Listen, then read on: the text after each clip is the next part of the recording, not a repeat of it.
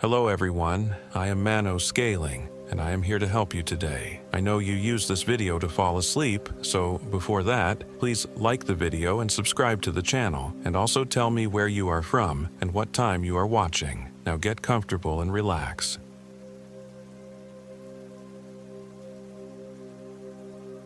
My name is Alex Carter. I'm 29 years old. I'm an amateur survivalist and an architect by trade.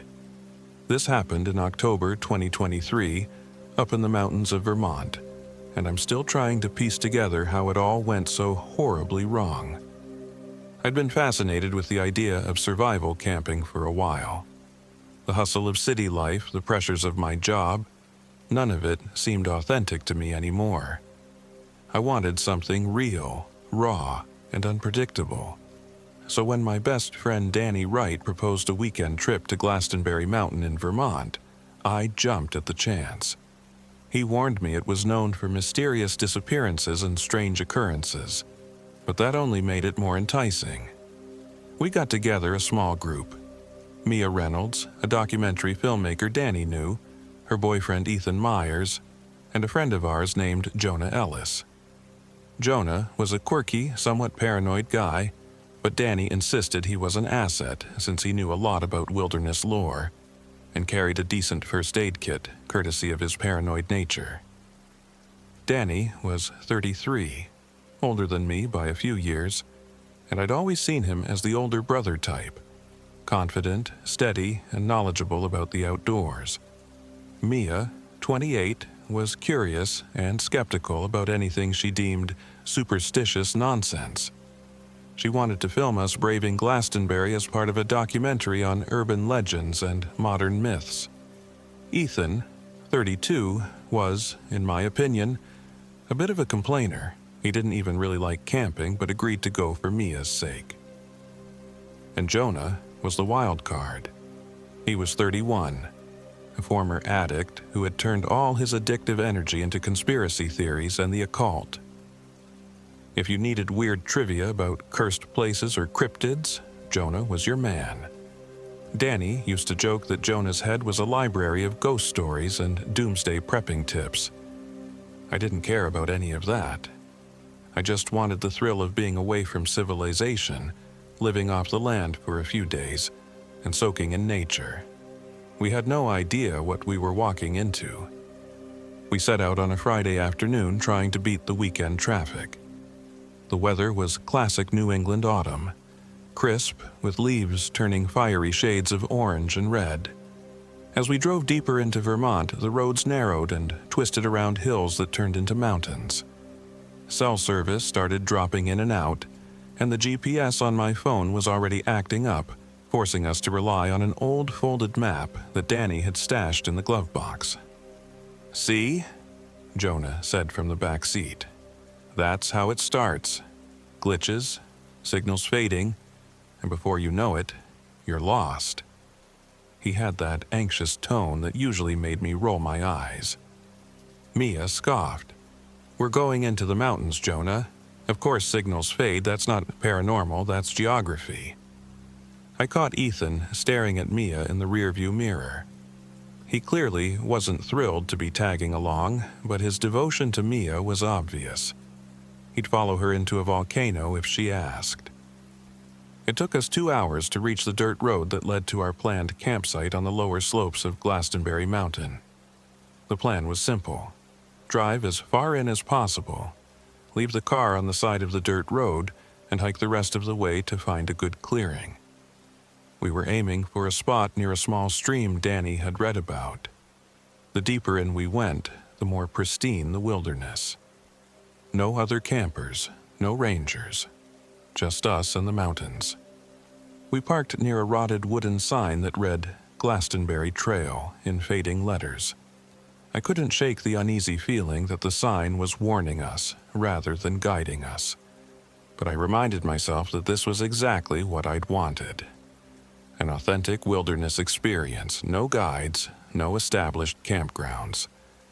We started hiking up a leaf-covered trail that soon became less of a path and more of a suggestion. Stones jutted out at strange angles, and the forest canopy thickened enough to throw us into near twilight, even though it was mid-afternoon. After about an hour, we found a small clearing near a trickling stream. I set my pack down, stretched my back, and surveyed the spot. It felt isolated in a way that was thrilling. The air was cooler here, the leaves swirling in lazy circles as the breeze died. The smell of pine and damp earth filled my nostrils. "This is perfect," Danny said, clapping me on the shoulder. "We'll set up our tents here. We should have enough time to gather firewood before dark." Ethan dropped his pack heavily. "We're staying here. We only walked for an hour." Mia turned to him. "Exactly. It's supposed to be remote, remember? That's why I wanted to film here. The legend of Glastonberry and its disappearances is half the draw." She was already unpacking her camera gear.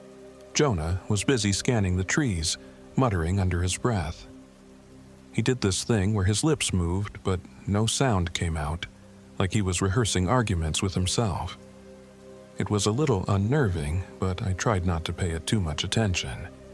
Together, we pitched 2 tents, one for Mia and Ethan, and one for Danny, Jonah, and me. We figured we'd be safer in pairs or groups if the temperature dropped. After that, we gathered kindling, broken branches, and dried leaves. By the time the sun set behind the ridge, we had a decent supply of firewood. Jonah tried to start the fire, but the lighter kept flickering out. Eventually, Danny took over. The flame caught, then sputtered, then roared to life. I remember how proud I felt watching that fire dance. Here I was, away from everything, forging my own little patch of warmth in the wilderness. The small satisfaction didn't last long. As darkness fell, the wind picked up, rustling the leaves in sudden gusts that sent chills down my spine. We chatted, roasted some marshmallows, and told the typical ghost stories one tells around a campfire. Mia filmed some of it, rolling her eyes at Jonah's insistence that Glastonberry was one of the places in the world where the veil is thinnest. At around midnight, Ethan complained of a headache and retreated to his tent. One by one, we followed suit, tired from the hike. I settled into my sleeping bag between Jonah and Danny, feeling oddly peaceful. That lasted about 3 hours. I was startled awake by a scratching sound on the outside of our tent. At first, I thought it might be a raccoon or some small animal rummaging around. But the sound was too deliberate, too controlled. It moved around the tent, almost circling it. I held my breath, listening. Jonah stirred next to me, and Danny was up on his elbows, squinting in the darkness. The scratching sound stopped suddenly. Then there was silence. A few moments later, we heard footsteps. Soft, but definitely human. They crunched the leaves slowly, as if the person was walking very carefully. Then there was a low mutter, a whisper carried by the wind that I couldn't quite make out. We heard Mia's voice from the other tent. "Ethan, is that you?" Then more footsteps. Danny unzipped the tent flap just enough to peer outside with a flashlight beam, but found nothing. Only trees, swaying in the darkness. After a few tense minutes, we heard Ethan's voice from the other tent, half asleep, asking what was going on. Mia must have also thought he'd gone outside. Eventually, we convinced ourselves it had been an animal. We zipped the tent closed and tried to go back to sleep. I remember not sleeping well, though. I kept imagining shapes moving against the thin walls of the tent, hearing whispers in every rustle of leaves. I woke to daylight creeping through the tent fabric and the smell of something sour. It took me a moment to realize that our food supply, kept in a sealed cooler by the smoldering remains of the campfire, had somehow spoiled overnight. Danny discovered it first and called me over. "Damn it," he muttered, opening the cooler to reveal rotting meat and rancid vegetables. It didn't make sense. The temperature had dropped to near freezing, enough to preserve the food, if anything. As we were trying to figure out the cause, Mia shouted from the tent she shared with Ethan. "He's gone!" Danny and I rushed over. The tent flap was unzipped, but Ethan's boots and coat were still inside. His sleeping bag lay open, the zipper undone from the inside. No sign of a struggle, just empty space where Ethan should have been. "Maybe he stepped out to relieve himself," Danny offered, but he didn't sound certain. "He wouldn't go without shoes," Mia insisted, panic seeping into her voice. She showed us the inside of the tent. Ethan's socks were still there too. Nobody goes walking in the mountains, barefoot in near-freezing weather. She grabbed her camera, as if filming the empty tent might give us some clue later. Jonah was already scouring the ground around camp, looking for footprints. The forest floor was covered in fallen leaves, which made it tricky to find tracks, but Jonah found something. 2 parallel lines in the earth like dragging steps, or something being pulled. We followed them a short distance until they vanished in thick brush. No blood, no clear sign of struggle, just gone. We regrouped at camp, hearts pounding. Mia wanted to call the authorities, but we had no reception. Our phones were either dead or draining impossibly fast. My own phone had been at 80% the previous night, yet now it wouldn't even turn on. I could see the frustration in Danny's face as he tried to coax a signal out of his phone. Jonah just stood there, scanning the tree line, his knife in hand. Mia was in tears, but trying to hold it together. "We should split up and look for him," she said. "He might be injured." Danny hesitated but agreed. "But we go in pairs. No one goes alone." We decided that Danny and I would head south, and Jonah and Mia would head north. We agreed to meet back at camp in 1 hour, no more. If we didn't find Ethan, we'd reconsider our strategy. Danny and I hiked for what felt like at least 2 hours, calling Ethan's name. But the forest had this oppressive quiet, like it was swallowing our voices. Eventually, I checked my watch out of habit and realized only 20 minutes had passed since we left camp. It made no sense. We'd gone far enough that it should have taken more than 20 minutes just to get back, let alone the searching we'd done. Danny checked his watch and it read an hour. We exchanged confused looks. "How is that possible?" I asked, goosebumps prickling my arms despite the warmth from hiking. Danny just shook his head. "Altitude can mess with your sense of time," he murmured, but he sounded like he was trying to convince himself. We headed back to camp. The hike back felt shorter, though I couldn't tell if it was because we were going downhill or if something else was off. When we arrived, Mia and Jonah were already there, pacing anxiously. "Where the hell have you been?" Mia demanded. "You said 1 hour." I looked at my watch again. It said 40 minutes had passed in total. "We are on time," I said, but Jonah shook his head. Mia held up her phone, which she'd been using as a makeshift clock even though it wouldn't make calls. It showed that over 2 hours had passed since we left. Danny tried to protest, but even as he spoke he seemed uncertain. Our sense of time was fracturing. Then we heard movement in the bushes near the edge of the clearing. It was Ethan, or at least it looked like him. He walked slowly, barefoot, leaves clinging to his muddy feet. His gaze was vacant, as though he were in a dream. "Ethan!" Mia cried, rushing to him. He barely reacted. He just smiled, an odd, too wide smile. "I just went to get firewood," he said, blinking too little in a monotone voice. "I guess I lost track of time." Mia hugged him, relief breaking through her fear. Danny and I exchanged worried looks. How could he have just walked back like that, barefoot? Not a scratch on him, not even shivering. Jonah stood a few steps away, knife raised slightly. He stared at Ethan like the man was a ticking bomb. "Look at his feet," Jonah said. "They're not even bleeding." It was true. Ethan's skin was just dirty. No cuts, no thorns embedded. In these woods, I couldn't imagine walking more than a few feet without getting scratched up. "What happened to you?" Mia asked him softly. He shrugged. "I got turned around. Happens all the time." Then he added, "I'm sorry you were worried." Despite the oddness of his behavior, Mia was just happy he was safe. She led him to their tent to rest.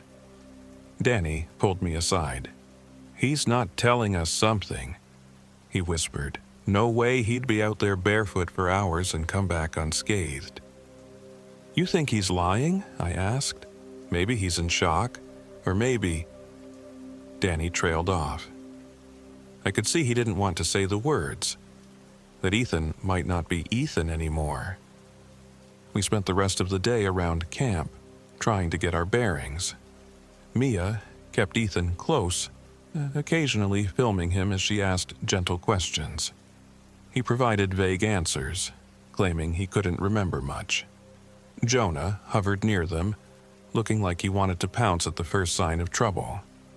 Danny attempted to fix our cooler situation, but the stench was overwhelming. That afternoon, we tried to set up a fire again. For no explainable reason, the flames kept sputtering out, as if being smothered by an invisible force. We tried different kindling, different angles to shield the wind, even used a bit of lighter fluid. Nothing worked. The moment we'd get a good flame going, it would flicker and die. Eventually, Danny switched tactics and used a larger piece of wood, effectively building a teepee structure to ensure better airflow. That seemed to work, for a time. The smoke, though, was strange, almost a bluish tint. It made me feel dizzy just watching it rise into the canopy. All the while, Ethan sat on a fallen log, humming to himself. Mia sat next to him, stroking his arm as if he were some docile pet. Jonah paced around them like a suspicious guard dog. At one point, Jonah tried to talk to Ethan, to ask him how he survived out there all morning. Ethan just smiled. "It's coming," he said softly. "You'll see." That evening, we tried to eat the little food we had left that wasn't spoiled. It tasted off, like metal, but hunger forced it down our throats. Jonah refused to eat, shaking his head. "I don't trust this place," he mumbled. He said it wasn't safe to ingest anything from the mountain. That night, I wished I'd listened to him. The second night, possession or madness. We retreated to our tents early, hoping sleep would provide relief. The temperature dropped sharply. Inside our tent, Jonah was restless, fiddling with the zipper in quick bursts. Danny kept the hatchet close just in case. I could tell he was on edge. His usual calm was slipping. Sometime in the pitch-black hours, I heard a hushed voice outside. "Alex, come out here." It was Ethan, but it also wasn't. The tone was off, too sweet, almost mocking. A chill snaked through my spine. Danny bolted upright. "Don't go out there," he warned in a whisper. Jonah was trembling. "He's wearing Ethan's face, don't you get it?" he hissed at us.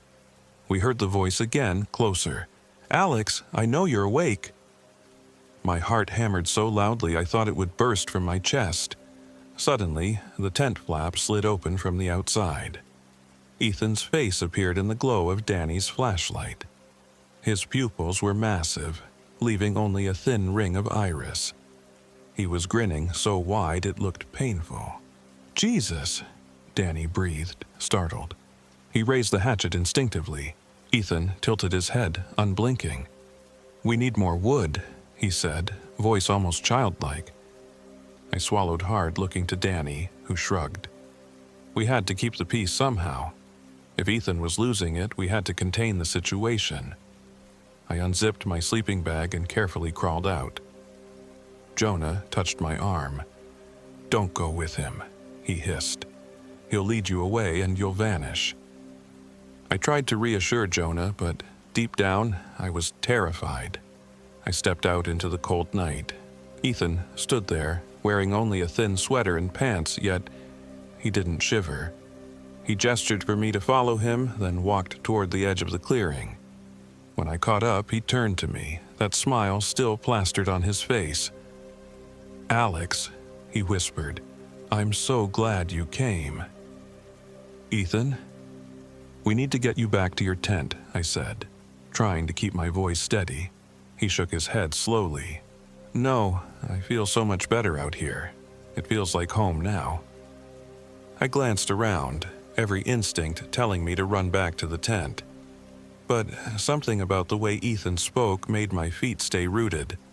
I wanted to help him, or at least figure out what was happening. He suddenly grabbed my wrist with cold fingers and whispered, "Have you heard it? The heartbeat under the ground." My skin crawled. He stared at me intensely, and I realized the grin had faded. His expression was something worse. Hungry? Curious? I was about to pry his hand off me when Jonah shouted from behind us, "Get away from him!" Ethan turned his head toward Jonah's voice, and I took the opportunity to yank my arm free. The moment I was loose, I bolted back to the tent. Ethan didn't try to stop me, and Jonah, brandishing his knife, stood between us.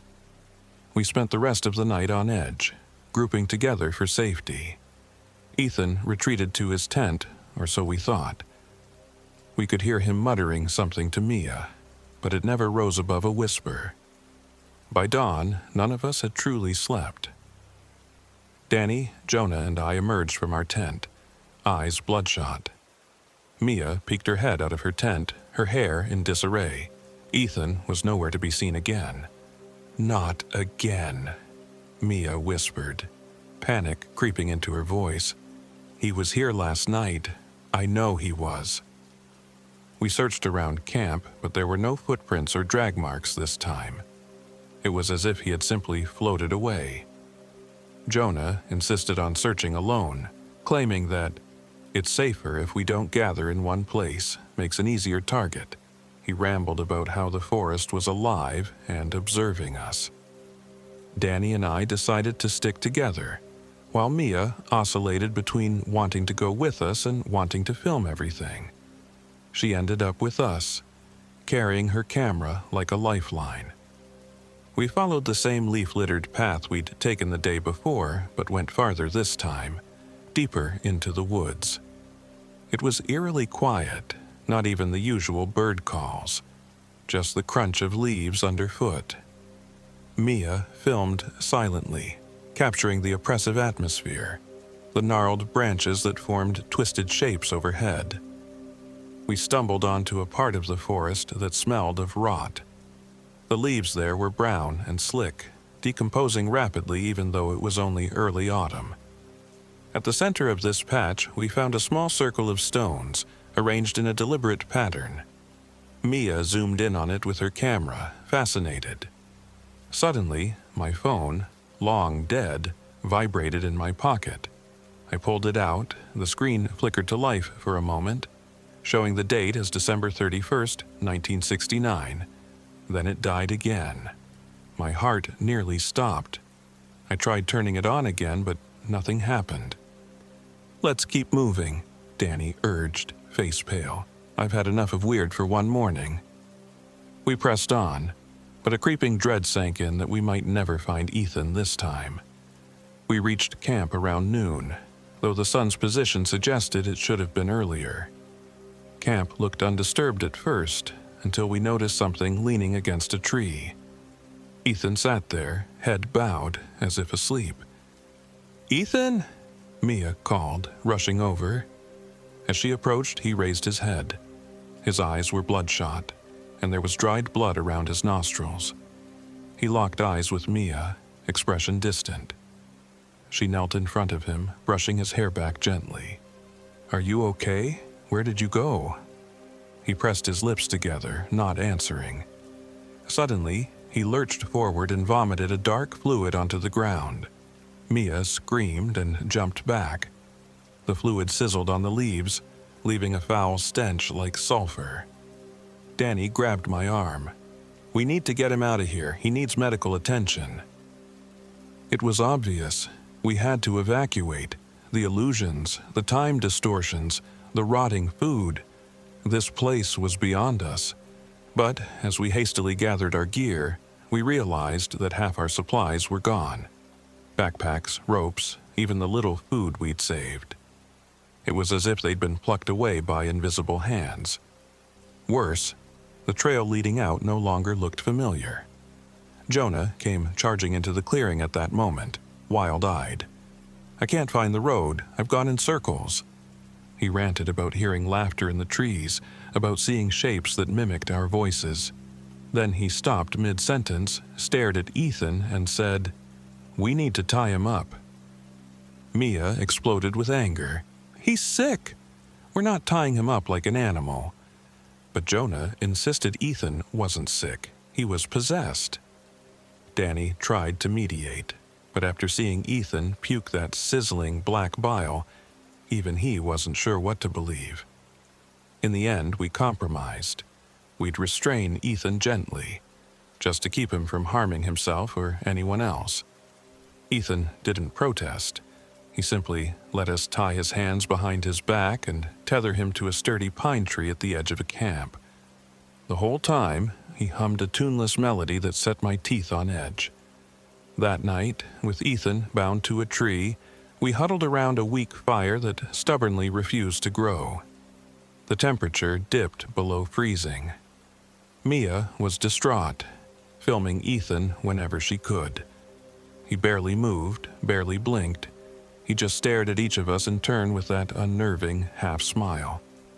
Jonah was pacing back and forth, knife in hand, muttering repeatedly, "He's wearing Ethan's face.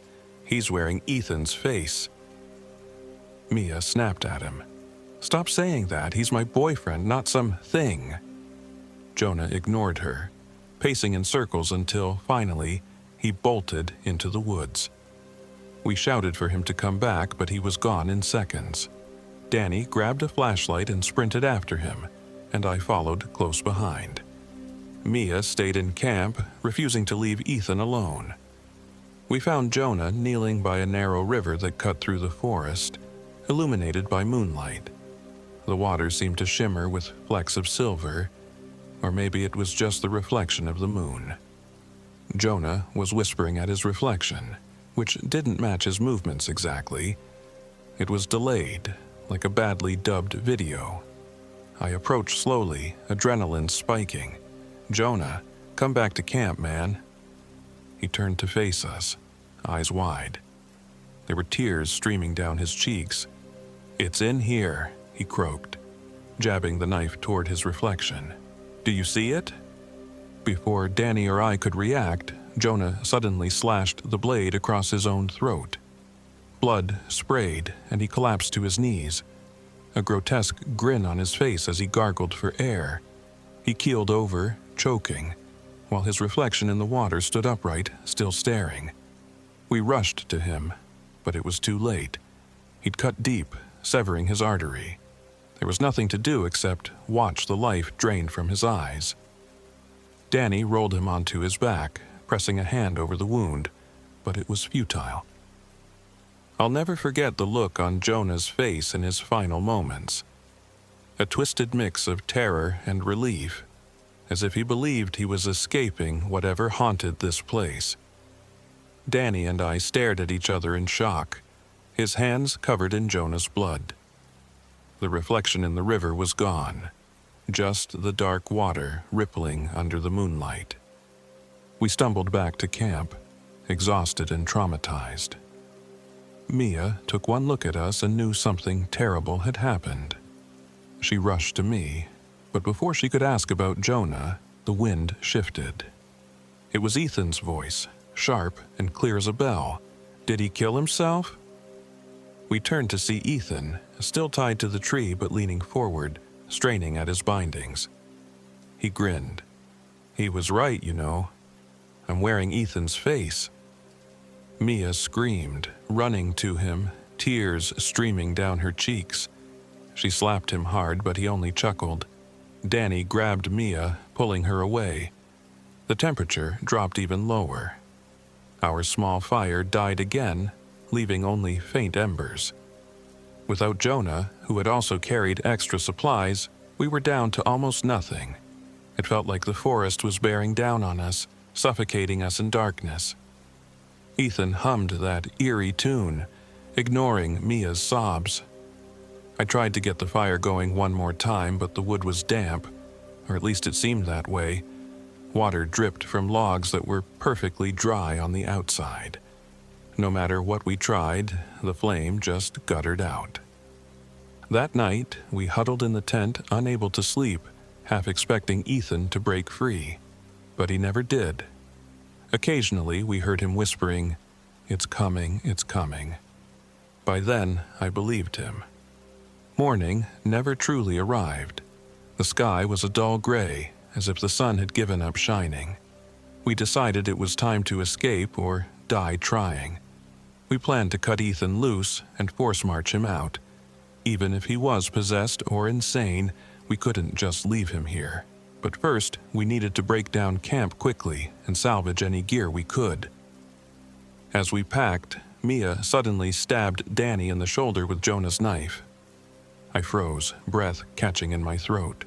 Danny cried out, dropping to his knees, blood running down his shirt. Mia stood over him, face blank, eyes distant. "Mia!" I shouted, lunging at her.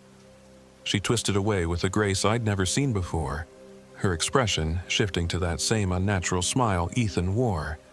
"Stop fighting, Alex," she said, her voice layered as though someone else was speaking in tandem. "Let it happen." Danny groaned, pressing a hand to his shoulder. I grabbed a piece of firewood and swung it at Mia. I hated to do it, but she was clearly not in control of herself. She stumbled back, the log striking her ribs. She growled, an inhuman sound, and lunged again. I couldn't bring myself to kill her. Not Mia, not my friend. I hesitated for a critical second. She swung the knife toward me, missing my chest by inches. "Stop!" Danny shouted, trying to drag himself between us. Blood dripped down his arm. Mia kicked him aside effortlessly. There was nothing left of the woman we knew in her eyes. I managed to catch her wrist, forcing the knife from her grip. We wrestled to the ground, rolling through the dirt. She bit my shoulder, teeth sinking in painfully. I gasped, seeing stars from the pain.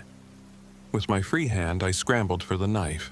Mia's grip on my shoulder loosened for a fraction of a second, and I plunged the blade into her side. She stiffened, eyes wide. "Alex," she whispered, blood bubbling on her lips. For one moment, she sounded like herself again, horrified by what was happening. I watched tears slip down her cheeks as life drained from them. I felt like I was going to vomit. Danny crawled toward me, clutching his wounded shoulder. We sat there for a moment, the horror of it all sinking in.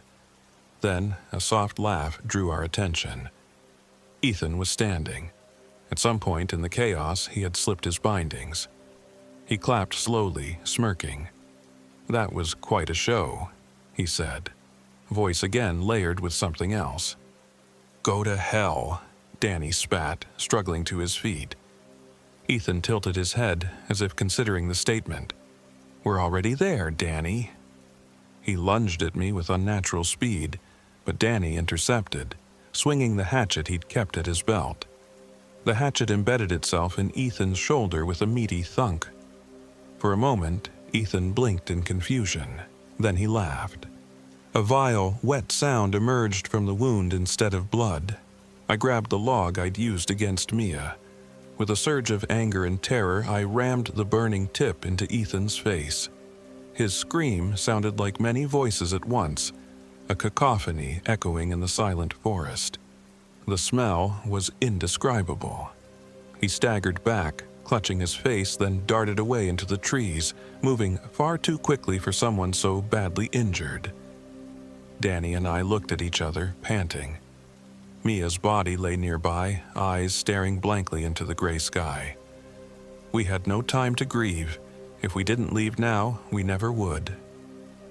I took the hatchet from Danny's shaking hands, which were slick with blood and sweat. He could barely stand, but adrenaline kept him upright. We abandoned everything except the bare essentials and staggered into the woods, away from the scene. I led the way, hoping to find the dirt road where we'd left our car. The forest felt like it was shifting around us, branches creaking and twisting in unnatural ways. The sky darkened, as though night was falling, yet my watch insisted it was still midday. At some point, we realized we were going downhill, which seemed promising. The wind whipped around us, carrying faint echoes of laughter, or maybe screams. We ignored it. We forced ourselves to continue. Suddenly, Danny stumbled and cried out in pain. He collapsed, unable to move further. Blood soaked his shirt from where Mia had stabbed him. He looked up at me, eyes terrified. "Alex, I can't walk." I tried to haul him up, but he was too weak. The wound was bad. "We're close," I lied, voice shaking. "We have to keep going."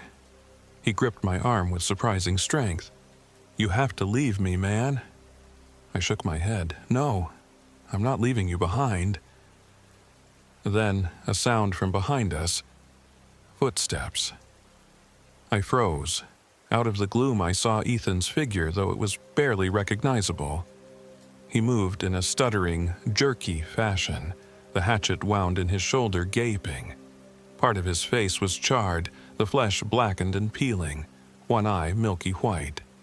Yet he still smiled that twisted grin. "Danny," I hissed, "we have to move." He tried, but the pain overtook him. He screamed as his leg buckled. The footsteps grew closer. "Go," Danny mouthed, tears streaming down his cheeks. I swallowed hard. He was right. If I didn't run, we'd both be done for. I squeezed his hand, then stumbled away, forcing myself not to look back. I heard him shout, "Don't let it take me," followed by a strangled cry. I ran blindly through the trees, tears burning in my eyes, guilt twisting my guts. I didn't want to know what happened to him. I just ran, branches slapping my arms and face, tripping over roots and rocks. Eventually, the terrain evened out. The undergrowth thinned, and I saw something that made my heart leap, a stretch of asphalt. The road, empty and cracked at the edges. I fell to my knees, half sobbing from relief and terror. A single car approached from around the bend, its headlights piercing the haze of dusk. I stumbled toward it, waving my arms. The car slowed and the driver rolled down the window. I could barely form words. "Help, please. You have to help me." The driver leaned over. It was Danny. Or it looked exactly like him, wearing different clothes but sporting the same warm brown eyes, the same sandy hair. Except his pupils were too large, swallowing most of his irises. He wore a polite smile, unnervingly calm. My heart lurched into my throat. He nodded as if beckoning me. "Need a ride, Alex?" he asked, voice as smooth as honey. A cold sweat broke out over my skin. I took a step back. My mind screamed that this couldn't be Danny, that Danny was gone, or worse. The driver door opened and Danny stepped out, maintaining that smile. I backed away, wanting to run, but my legs felt like lead. He placed a hand on my shoulder. The grip was inhumanly strong. His eyes bore into mine, and I thought I saw something flicker in them, something ancient, hungry. My breath caught in my lungs. I forced a single word out, "No!" But it was too late. His fingers dug into my flesh like talons. The last coherent thought I had was a desperate wish that I had never come to Glastonberry Mountain in the first place. I wish I could say I remember how it ended. I can't. All I have left are the nightmares, and the memory of that final moment on the side of the road with Danny smiling too long, blinking too little. I told my story.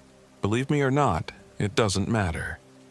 Glastonberry Mountain still stands, silent and patient, waiting for the next curious traveler to wander into its endless woods.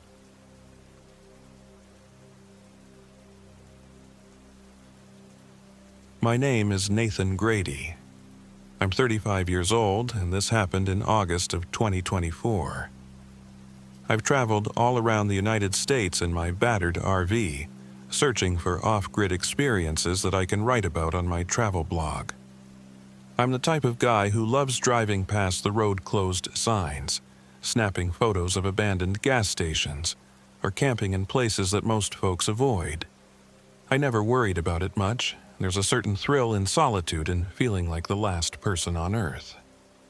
But my trip to the old Somerset airfield in Vermont changed all of that. It taught me that sometimes being alone is the last thing anyone would ever want.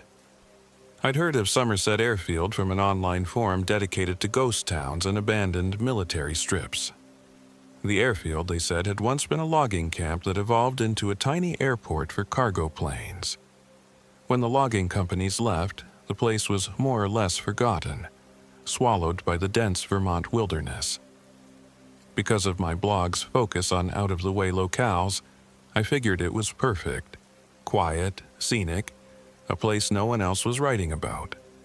I arrived on a Wednesday afternoon after a long winding drive up from Bennington. The roads were narrow, the trees thick with August greenery, and the air felt heavier the deeper I went. My RV, a 1999 Coachman I'd partially refurbished myself, lurched around the tight curves as I followed the directions from an old government PDF I'd found. Every so often, my phone would lose signal, then spring back to life, then drop out again entirely. It was the usual for these remote areas, but somehow it bothered me more than usual here. The stories I'd read online about Somerset Airfield whispered about planes crashing, people vanishing, and weird sightings in the woods. Typical campfire lore, I told myself. I'd heard it all before and rarely found anything more sinister than raccoons rummaging through my trash. I first encountered a sign that read Somerset Road, half rusted and leaning precariously. The road beyond was rutted dirt, full of potholes but still wide enough for the RV. A battered black SUV appeared behind me at one point, following so closely I began to feel uneasy. Finally, I pulled over into a small clearing near an old wooden sign that read Devil's Hollow, Unmaintained Road. The SUV drew up next to me, and a man in his 50s wearing a brown uniform and a pin reading Sheriff G. Landry climbed out. He looked like he'd seen his share of trouble, with graying hair, a lined face, and tired eyes. "Afternoon," he said in a slow Vermont drawl. "You okay?" I told him I was just scoping out the area for camping. He pursed his lips as though tasting something sour. "Not much out here, but trees, old logging roads, and that airfield. You sure you want to be alone in Devil's Hollow?" I shrugged, playing casual. "I'm a travel blogger. I've done plenty of off-grid camping, heard there's an abandoned airstrip near Somerset. Thought I'd park for a few nights, take some pictures." He studied me for a moment. "The airfield is state land, technically, but folks go missing out there, even experienced ones." He paused, his gaze lingering on the overgrown trail. Nothing official, mind you, but we get reports, sightings.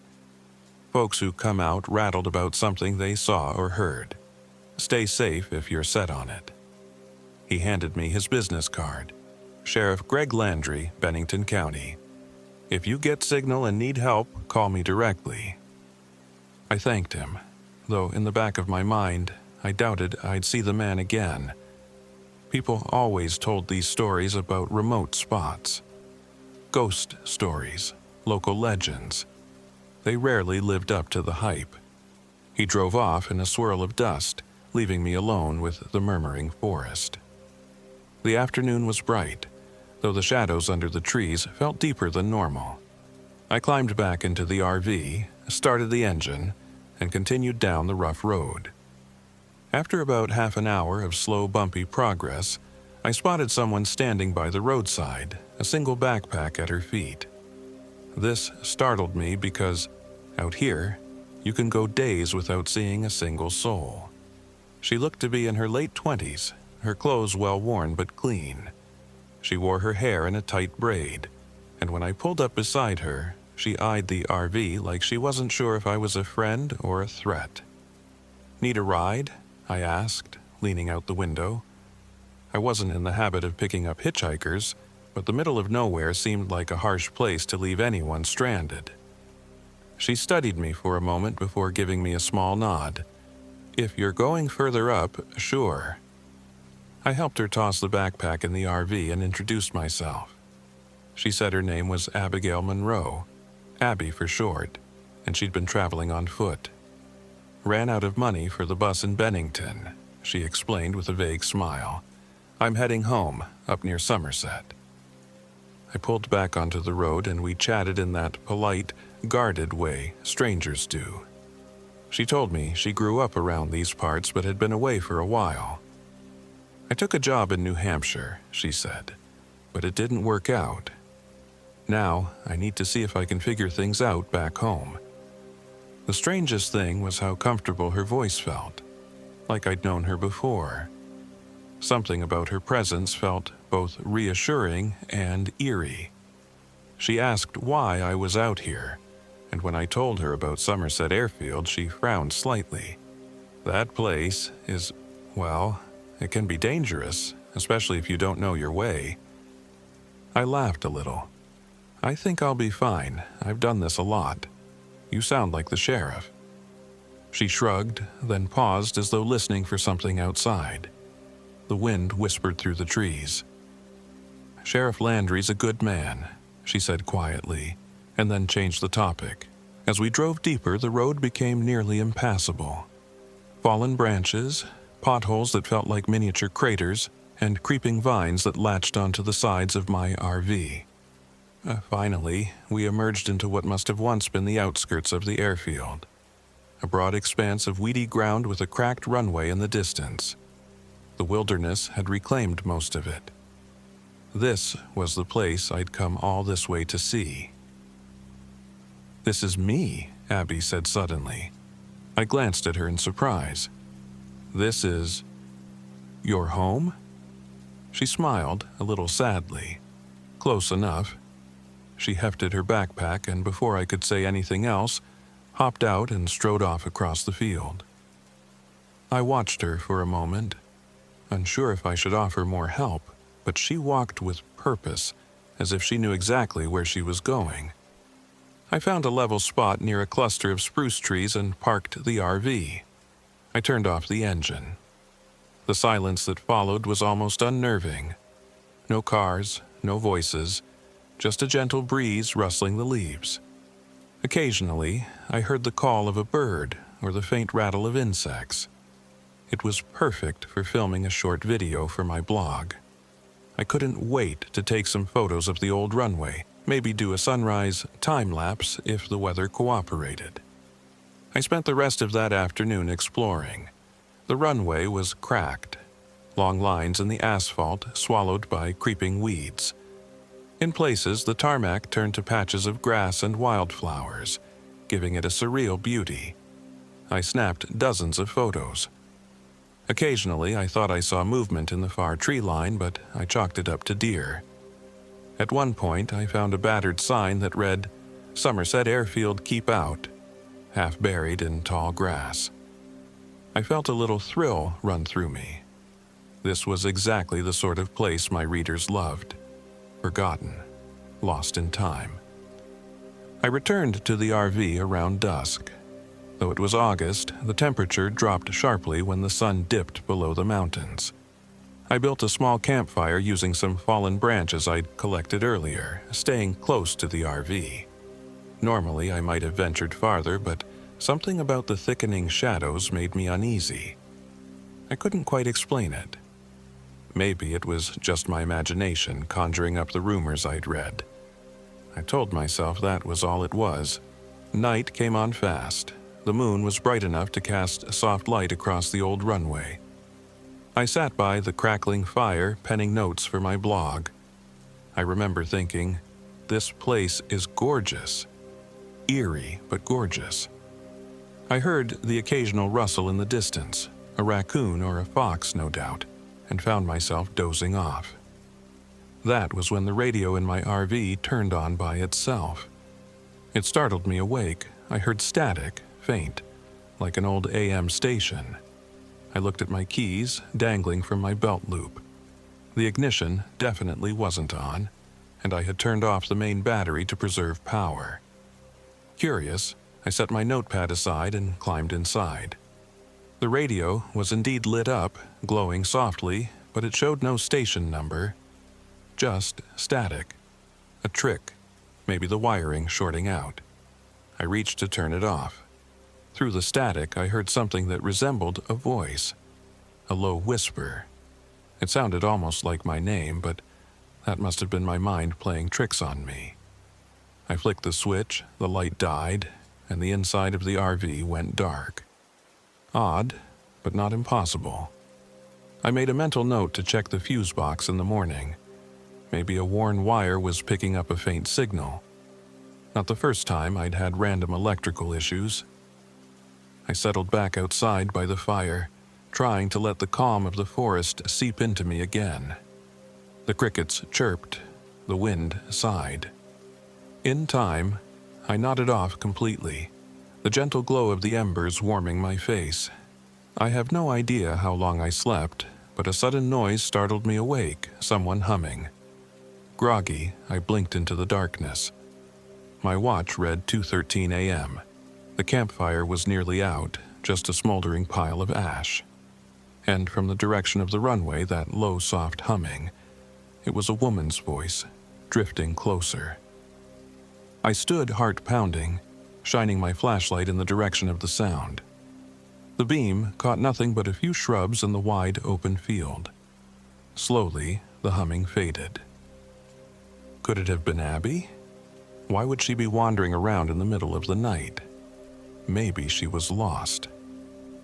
I gathered my nerve and ventured a few yards away from the RV, sweeping the flashlight around. The airfield looked empty, its cracked surface illuminated by moonlight. The humming didn't return. I told myself it was probably just the wind, or my half-dreaming mind. But I felt that familiar prickle of unease on the back of my neck. I turned in for the night, locking the RV door behind me.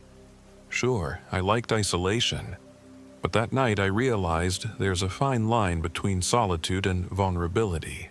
I lay awake in my bunk for a long time, hearing only my own breathing and my racing heartbeat, until exhaustion pulled me under. Morning came. The sun rose over the tree line, painting everything in golden light. I tried to shake off the weirdness of the previous night. I made instant coffee on my little propane stove, sipped it while I planned the day's filming. At some point, I noticed the radio was flickering again, making popping noises like it was trying to power on. I disconnected the wiring harness entirely. Problem solved, I thought. Outside, the air was crisp with the faint smell of damp earth. I grabbed my camera and set off to explore more. I wanted to see the far side of the runway and maybe find the remains of old buildings. I also secretly hoped I might run into Abby. Something about her abrupt disappearance yesterday bugged me. I walked a good mile, rummaging through thick brush. Eventually, I found what looked like a collapsed hangar, a few support beams, rusted metal sheets, half swallowed by nature. It was a gold mine for my blog. Pictures of twisted metal, graffiti left by explorers, eerie angles of broken roofing. The ground squished underfoot in some places, giving off a musty smell. As I snapped photos, I swore I heard laughter echoing among the trees. It was so faint I almost dismissed it, but the pattern was too irregular to be birds. I stood still, listening. The laughter faded into the hush of the wind. My mind must be stirring up illusions. Around noon, I trekked back to the RV to grab some water and food. As I approached, I noticed a shape standing by the passenger door. For a second, my heart jumped. Someone was trying to break in. But then I realized it was a uniformed man, older, with a park ranger's hat. He turned at the sound of my footsteps. "You must be the fella camping out here," he said. Name's Dale Hawkins, State Ranger." He offered me a firm handshake. "You know, this airfield's not exactly maintained, so I thought I'd check. Figured I'd see if you needed anything." His presence was oddly comforting. I said I was fine, just exploring. He warned me that strange things happen around here, the nights get weird. If you see anything that doesn't make sense, ignore it. His face was dead serious as he spoke those last words. I asked him if he meant animals or trespassers. He gave me a non-committal grunt and repeated, "Ignore it." Then he left, heading back toward the tree line, refusing to elaborate. I watched him go, more unsettled than before. The next few hours passed quietly. I cooked some lunch, canned chili over my small stovetop, and took notes on the local plants. Around mid-afternoon, I decided to do a short drive to see if any vantage points could show the entire runway. I started the RV's engine, let it idle a bit, then trundled down a narrow service path that looked like it would loop around the airfield. That was when I saw her. Abby. She was standing on an old wooden bridge that crossed a swampy creek, not far off the path. She seemed transfixed by something in the water. I stopped the RV and hopped out, carefully navigating the muddy banks. "Abby," I called. She didn't turn around. Her posture was rigid, her arms at her sides. I gently touched her shoulder, and she flinched, as if woken from a trance. "Nathan," she said, blinking. "I'm sorry, I thought I saw someone down there." I glanced at the water. It was murky, reflecting only a ripple of sunlight. "You all right?" I asked. "You vanished yesterday. Didn't see you come back this way." She frowned, massaging her temples. "I guess I got lost. This place has changed so much since I was a kid. The roads, the trees, they're not where they used to be." Her voice trembled slightly. She wouldn't make eye contact. "Did you find your home?" I asked. She laughed, a hollow sound. "No. I think maybe I made a mistake coming back." Then, a sense of urgency crept into her voice. "Nathan, you should leave. The airfield, this whole place, it doesn't want you here." Before I could ask what she meant, she grabbed her backpack from the side of the bridge and briskly walked away, eyes cast downward. I called after her, but she vanished into the trees with surprising speed. The sense of unease multiplied tenfold. What did she mean, "It doesn't want you here"? I drove back to my campsite, feeling uneasy and anxious. When I pulled into the clearing, I realized it was already getting dark. Somehow, hours had disappeared. My watch read just past 5 p.m., but the sun was sinking fast. Clouds rolled in from the west and the wind had picked up. I parked the RV, rummaged for my flashlight, and decided I'd just stay put for the night. Whatever Abby's warning meant, I wasn't going to do anything drastic yet. This was my job, after all. But around 9 o'clock, the storm arrived. Lightning flashed across the sky, illuminating the runway in electric blue bursts. Thunder followed, rumbling deep enough to rattle the windows of the RV. Rain fell in sheets, drenching the ground. I was grateful for the relative safety of my vehicle. That's when the radio turned on again. Except this time, I'd physically unplugged it from the fuse box. The speakers crackled with static so loud I winced. I stared at the silent ignition, keys in my pocket, wires clearly hanging out from the dash. A burst of interference made me jump, and I heard a man's voice. It wasn't the standard monotone of an emergency broadcast. It was calm, almost soothing.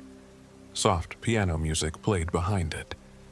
"Nathan," said the voice, clear as day. "Come outside. I'd like to talk." I felt my skin prickle. How did it know my name? How was it broadcasting when I disabled the radio? I tried to shut it off again, pressing the empty slot where the radio power button should have been. The static persisted. "Nathan, I'm just by the fire ring," the voice said. "Bring an umbrella." fear gripped me, but also a twisted sense of curiosity. I couldn't just ignore it, especially if there was a physical person out there. Summoning my nerve, I grabbed my flashlight, a folding knife, and opened the RV door. The rain nearly blinded me, but I saw a flicker of something at the edge of my meager campsite. Then, lightning flashed, and I saw him clearly. A man in a black suit, completely untouched by the rain. He stood tall, maybe 6 feet, with slicked back hair and bright, unsettling eyes. A half smile curved his lips. I approached, water soaking me to the bone in seconds. "Good evening," he said politely. "You can call me Mr. Black." He looked so out of place. I could barely hear over the pounding rain, but his voice carried with a strange clarity. "You turned my radio on?" I demanded, heart hammering. He simply inclined his head. "You've come a long way for solitude, haven't you?" He gestured at the empty runway. "You must like being alone." I felt an immediate jolt of protective anger, but also a weird familiarity, like he knew me too well. "Yeah, well, not this alone. Who are you?" He gave that slight smile again. "Someone who can offer you a deal, one wish, no cost. Just say the words, and it's yours." It sounded absurd, like a line from a cheap fairy tale. The storm raged around us, yet Mr. Black's suit remained dry. It should have been impossible. I fought the urge to run. "Look, I don't know how you're doing this, but I'm not in the mood for pranks," I said. "Get out of here." He tilted his head, the smile never faltering. "It's not a prank, Nathan. I know what you want. You want peace. You want to be left alone forever." He paused dramatically. "Isn't that your dream?" A chill ran down my spine, more unsettling than the cold rain. The man spoke as if he'd read my diaries. He seemed to know the underlying reason I roamed the country in an RV. The constant restlessness, the desire to escape. A yearning for a place where I wouldn't be judged or found. I was trembling, though not just from the cold. That's not exactly," I fumbled, uncertain. He reached out and placed a hand on my shoulder. His palm felt impossibly warm, sending a wave of calm through me. "Say it," he whispered. I don't know why I did it. Maybe the storm, the creeping fear, the exhaustion from the night's weirdness, or the raw nerve he seemed to have touched. But I heard myself say, "Fine. I wish I could be left alone forever." Thunder boomed overhead, and a flash of lightning illuminated Mr. Black's face. He was grinning wide enough to show perfect white teeth. Granted. Then he was just gone. One blink, and where he stood, only rain poured onto the muddy ground. I stumbled back into my RV, soaking and shaken. I tried to tell myself it was a hallucination, stress, or some elaborate trick by a local weirdo. But a tiny voice in my head whispered that it was something else, something real and terrifying. My clothes dripped onto the floor, forming a small puddle. The radio was silent, the wires still disconnected. I double-checked the locks on the door and huddled in my bunk, wide awake until the storm passed. When dawn broke, I crawled out of the RV, noticing an odd stillness. The usual morning bird calls were absent. The wind seemed to have vanished. Even the air felt stale, as though held in place by invisible walls. I scanned the horizon. It was bright, but the clouds had an odd, silvery cast. No normal sunrise colors. The uneasy feeling redoubled when I realized I couldn't hear any crickets or insects. Usually, the forest sang with life in the early morning.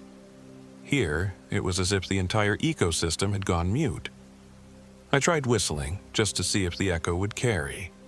It did, faintly, but there was no answering echo from any bird or animal. I decided I'd had enough. I needed to leave, get back to a place with people, maybe see a mechanic about my radio. The incident with Mr. Black had to be some bizarre trick. I started up the RV.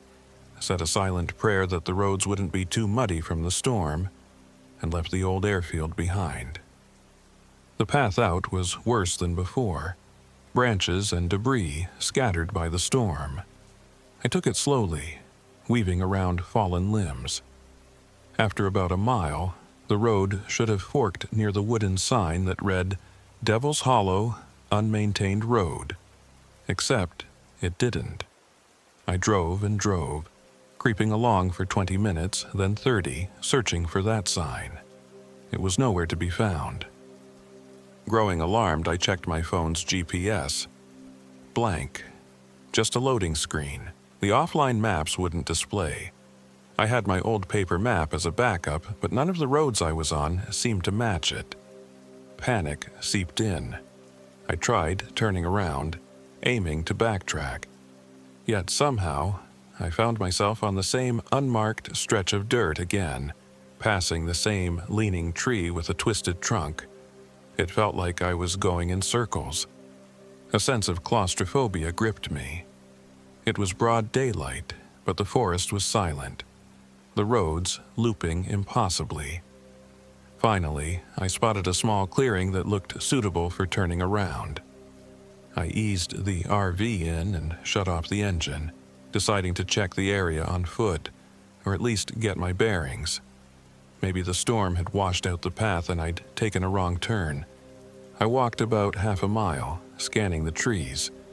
No sign of any road that would lead me out. The leaves seemed oddly uniform in color. Most were still green, but occasionally I'd see a cluster turning brown and wilted, as if they'd begun rotting in place. And the deeper I went, the more I noticed a lack of footprints, animal scat, or any typical forest signs. It was as if nothing lived here, not even insects. I returned to the RV, sweat beading on my brow despite the cool air. I tried running the engine again just to reassure myself I could at least keep traveling. The ignition clicked, then roared to life, but the fuel gauge flickered unpredictably between half and empty. I had a solar battery for minimal power, but that didn't calm my rising fear. I felt like a caged animal. Unable to do anything else, I started driving again, hoping to stumble onto a familiar landmark. Then, out of nowhere, I saw a wooden sign at the side of the road that said, "Devil's Hollow, Unmaintained Road." The same sign as before, only it was rotted even more severely, hanging by a single hinge. Had the storm damaged it? That might explain it. But the angle was wrong. It was facing the opposite direction of where it should have been. Still, a wave of relief washed over me. I recognized it, so maybe I could follow it out. I turned to follow what I thought was the correct route, only to be stopped less than 50 yards in by a massive tree lying across the path. It looked like it had been uprooted decades ago, covered in moss. No fresh dirt or snapped trunk. Impossible. I reversed carefully and tried the other direction, only to end up in a loop, crossing the same sign again from the opposite direction. Confusion mounted. I was driving in circles, or the roads were shifting. The latter thought was too frightening to entertain. By the time I gave up, it was late afternoon. The sky hadn't changed much. No bright sun, no golden glow, just that grayish daylight.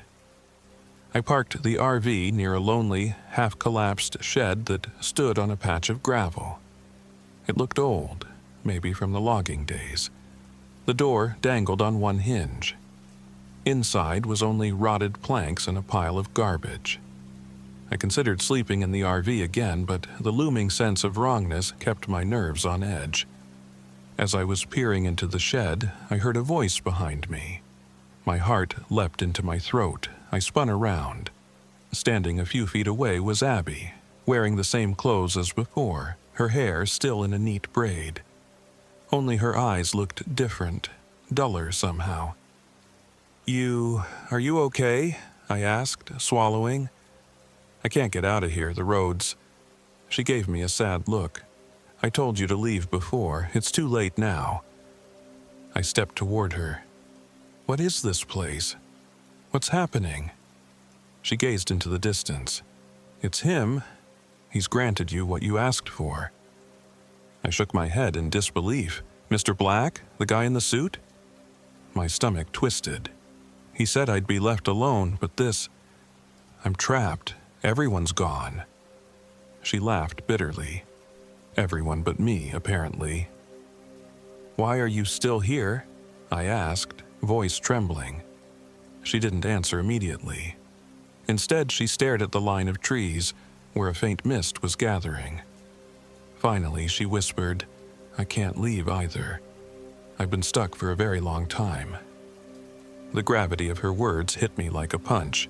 But you said you grew up here. She locked eyes with me, and for a moment, I saw centuries of weariness in them. Not exactly here. This place isn't what it seems, and time doesn't work right anymore. Her voice broke. I remember traveling to see family. I remember my job in New Hampshire. But the dates, the years, none of it lines up. I keep seeing the same thing over and over like it's replaying. Have you tried following the roads out? I croaked. She smiled grimly. Yes, over and over. They lead back here, or to that airfield, or to Devil's Hollow, always. We fell silent. I felt a wave of despair welling up, and a fierce anger at Mr. Black for giving me this cursed wish. Abby turned to me, a flicker of empathy in her expression. I'm sorry, really, I am. Before I could reply, the sound of a vehicle approached from behind. It was a police SUV kicking up dust on the gravel. My heart soared. Maybe it was Sheriff Landry. He stopped the vehicle a few feet away, and I ran over, shouting, Sheriff, you have to help us. We're stuck. But as he stepped out, I saw the same hollow, too calm expression on his face. His badge read G. Landry, but his eyes were vacant. Need a ride, Nathan? He asked, voice oddly pleasant. I'll take you anywhere you want to go. I realized with a jolt that Abby had vanished, as if she'd never been there. I backed away from the SUV, skin crawling. You said people go missing out here, I muttered, fighting panic. He tipped his hat, face expressionless. That's right. You asked to be alone. Now you are. The words made me shudder. Without thinking, I turned and bolted to my RV, jumped in, and locked the door. The sheriff stood outside, smiling, until his image flickered like a glitch on an old TV. Then he was gone. For hours, I sat in the driver's seat, hyperventilating, scanning the tree line with wide eyes. Nothing else stirred. Eventually, night fell, and a strange hush settled once more. I tried the ignition out of desperation. The engine started, but something about the headlights felt off, like they didn't illuminate the road as far as they should. I inched forward down the same path I'd arrived on. The darkness pressed around me. My phone refused to work. The clock on my dashboard read 12 o'clock and blinked incessantly, as if it had been reset. By all logic, it had been nearly 4 days since I arrived, but my phone's date still read August 19th, 2024, the same day I'd pulled in. Some kind of loop. My heart pounded so hard I felt nauseous. I drove for what felt like hours. The landscape repeated. Tree stands, rocky outcroppings, the occasional broken sign. Worse, whenever I paused, I'd glimpse movement in the corner of my eye. A shape standing by the roadside, or a flash of a face pressed against the window. I never got a clear look. The fear gnawed at my sanity, but I didn't dare stop. Sometime in the early hours, the RV sputtered. The fuel gauge read empty, despite being half full earlier. The engine died on a lonely stretch of dirt. The headlights dimmed, leaving me enveloped in blackness. My solar battery could keep the lights on inside for a short while, but I felt trapped again. This time, with no chance of escape. A frantic thought occurred to me. If the roads only lead back here, maybe I can just hike out. but the memory of that silent, lifeless forest made my skin crawl. Still, what choice did I have? I gathered a backpack with some essentials: flashlights, a few granola bars, water, a lighter. I left most of my possessions behind. The moment I opened the RV door, the sense of emptiness hit me like a physical force. I forced myself to step down onto the dirt, the backpack heavy on my shoulders. I walked in darkness, flashlight scanning the dirt road. After 20 minutes, I saw a sign for Somerset Airfield. Another loop, my breath came in gasps. Nothing made sense. The night pressed down, and I felt like an ant in a labyrinth built by some malevolent hand. A flicker of movement caught my eye. Abby stood under a leaning pine tree, arms at her sides. She watched me, sorrow on her face. "You can't leave," she said softly. I realized then that I was trembling from head to toe. "There has to be a way," I choked out. "I'll find Mr. Black. I'll make him fix this." She reached out, though not to hold me back, more like a gesture of pity. He only appears when he wants to, and even then he doesn't fix anything. He grants wishes in the worst possible way. That's what they say about the devil, right? I froze, absorbing her words. So that was it. Mr. Black, the devil, or something just like him. I cursed my stupidity, wishing I'd never spoken the words "left alone" forever. I tried to steady myself. "Abby, come with me. We'll keep walking until we break through." I didn't know if it was possible, but I had to try. She gave me a sad nod, and we started moving. Mile after mile, the darkness refused to yield. It was as though time stood still. The night never gave way to dawn. My flashlight beam picked out the same twisted trees, the same road signs. At times, we grew exhausted and sank to the ground, heads swimming with fatigue. When we got back to our feet and pressed on, the roads had shifted again, forming new intersections or leading us back to the runway. Eventually, we reached a clearing at the edge of the old airfield. Abby swore under her breath, tears glinting in her eyes. "See? No matter what, it's the same cycles." We stepped onto the cracked tarmac. It looked exactly as it had on my first arrival, down to the positions of the weeds and the puddles from the storm. Only there was no sign of the RV, and the sky remained locked in perpetual night. Then I saw him, sitting in a collapsible chair by the runway's edge as if waiting for us. Mr. Black. The same immaculate suit, the same two bright eyes, the same calm smile. My heart hammered, but rage blazed through my fear. "Change it back," I shouted, rushing toward him. "You can't just trap me here." He gave a small shrug. "Trapped. Free. Perspective, Nathan. Isn't this what you wanted? Peace and quiet? No one to bother you?" I gestured at Abby, breath ragged. "She's here. All these weird illusions are here. This isn't solitude, it's a nightmare." Mr. Black laughed, a rich sound that echoed across the runway. "Semantics. You asked for forever alone. You got it. The entire world is gone to you except a few echoes. Does that not count?" Tears of desperation threatened to spill. "Please," I begged. "I take it back. I'll do anything. Just let me leave." Abby looked at him, eyes brimming with hope, then fear. "He won't do it," she murmured. "He never does." Mr. Black arched an eyebrow at her. "Abby, you've been here quite a while, haven't you? I gave you your wish, too. You wanted to go home. So I brought you here, where your heart truly lies, in limbo." Abby flinched as if slapped. She couldn't speak, only glared at him with tearful fury. Mr. Black rose from his chair and walked closer to me. "A deal's a deal, Nathan. If you insist on changing it, well..." He let the sentence dangle, smirking. "I'm afraid I'm not in the business of refunds." Without warning, I lunged at him, fury blinding me. But he vanished mid-lunge, leaving me sprawling on the cracked asphalt. Pain shot through my palms as they scraped the ground, drawing blood. Abby rushed over to help me up. My vision swam. Everything around us was tinted in that eerie gloom. We were alone again.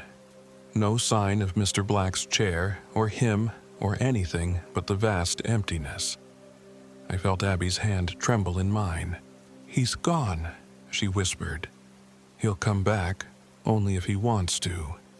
He delights in this, in making us suffer." Suddenly, headlights glared from the edge of the tarmac. My RV screeched into view, as if driven by an invisible driver.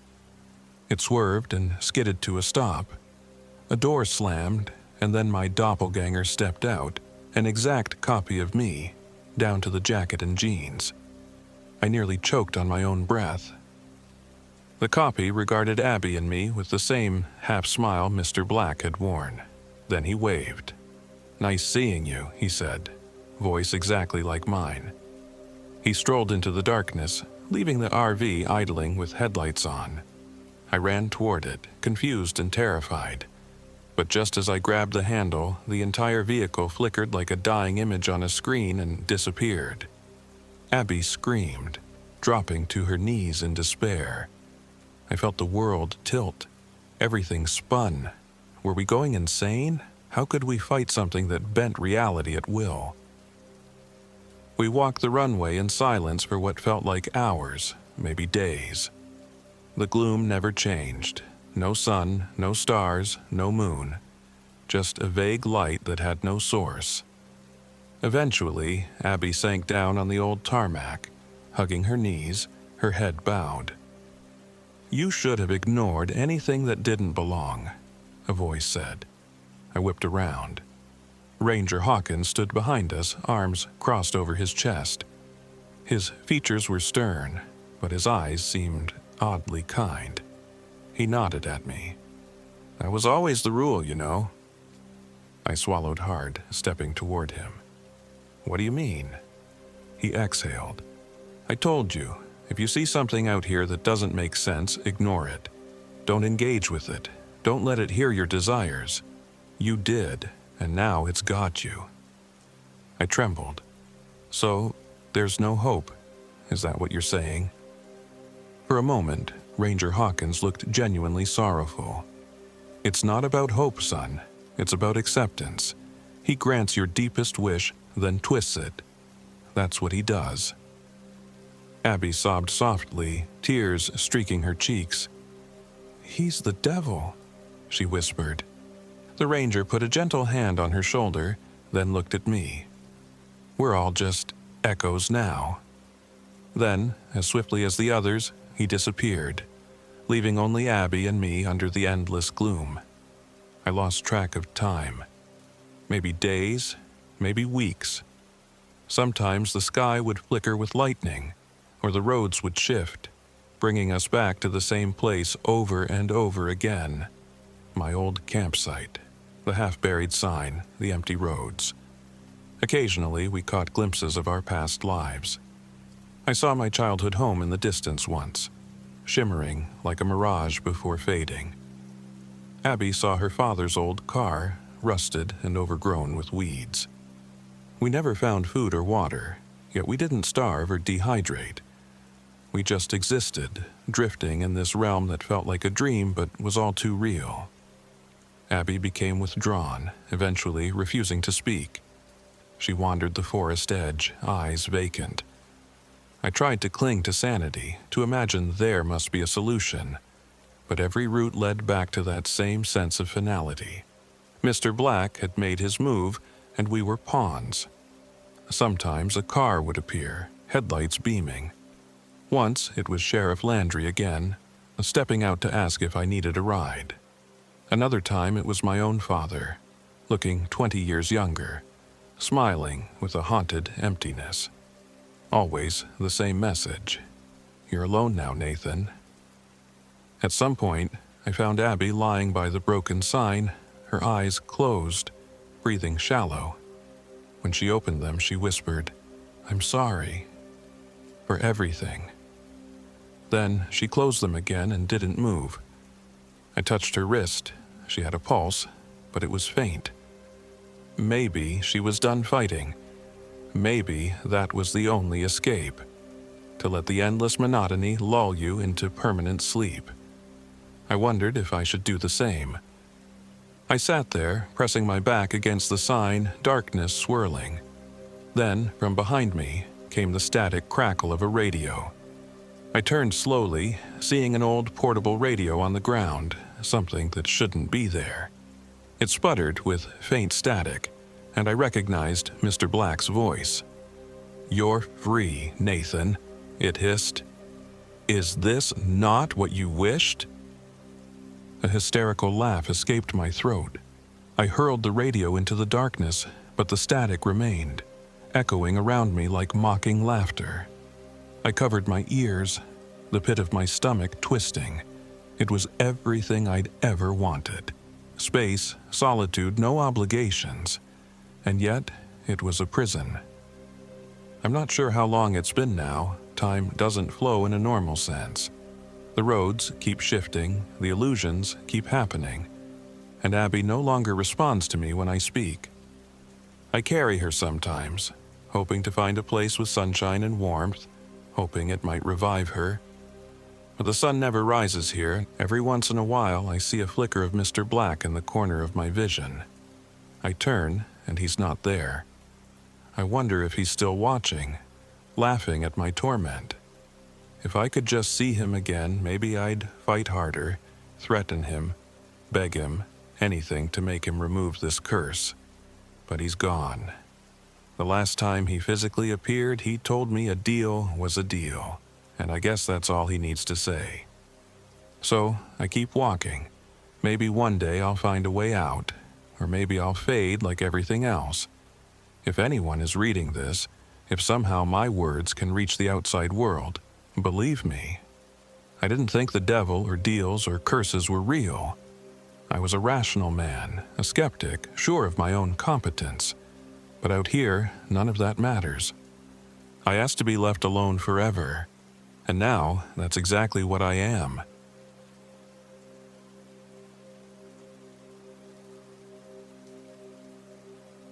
My name is Ethan Cole. I'm 34 years old, and this happened in August of 2024.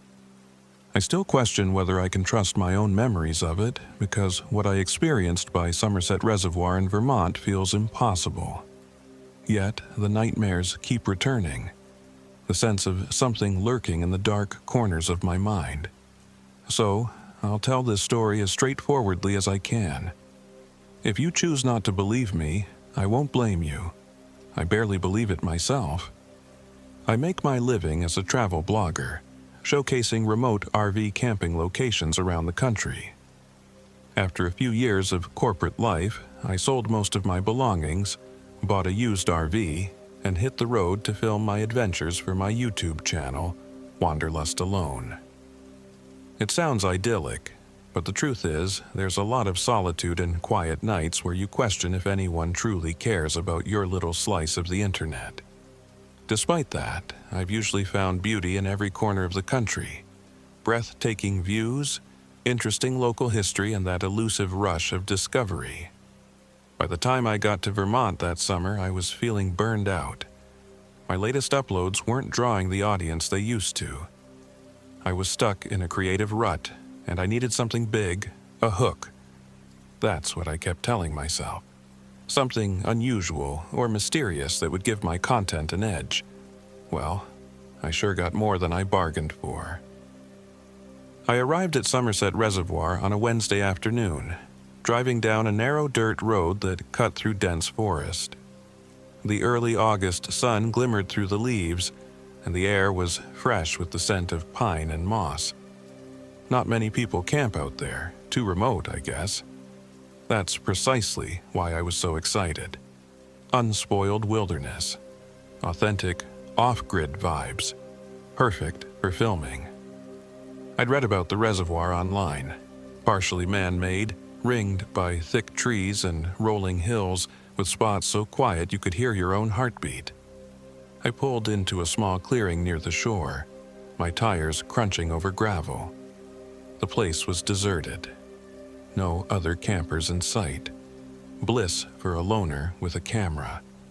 I parked the RV, checked the area for anything hazardous. Fallen branches, unstable ground, then set up. The first thing I noticed was the water's stillness. Even with the breeze skimming its surface, the reservoir looked like glass, reflecting the lush canopy. Beautiful, but in an oddly eerie way. It was too quiet. No boat motors, no laughing families, no distant hum of highway traffic. Just me, my rig, and that expansive body of water. That first day was normal, even pleasant.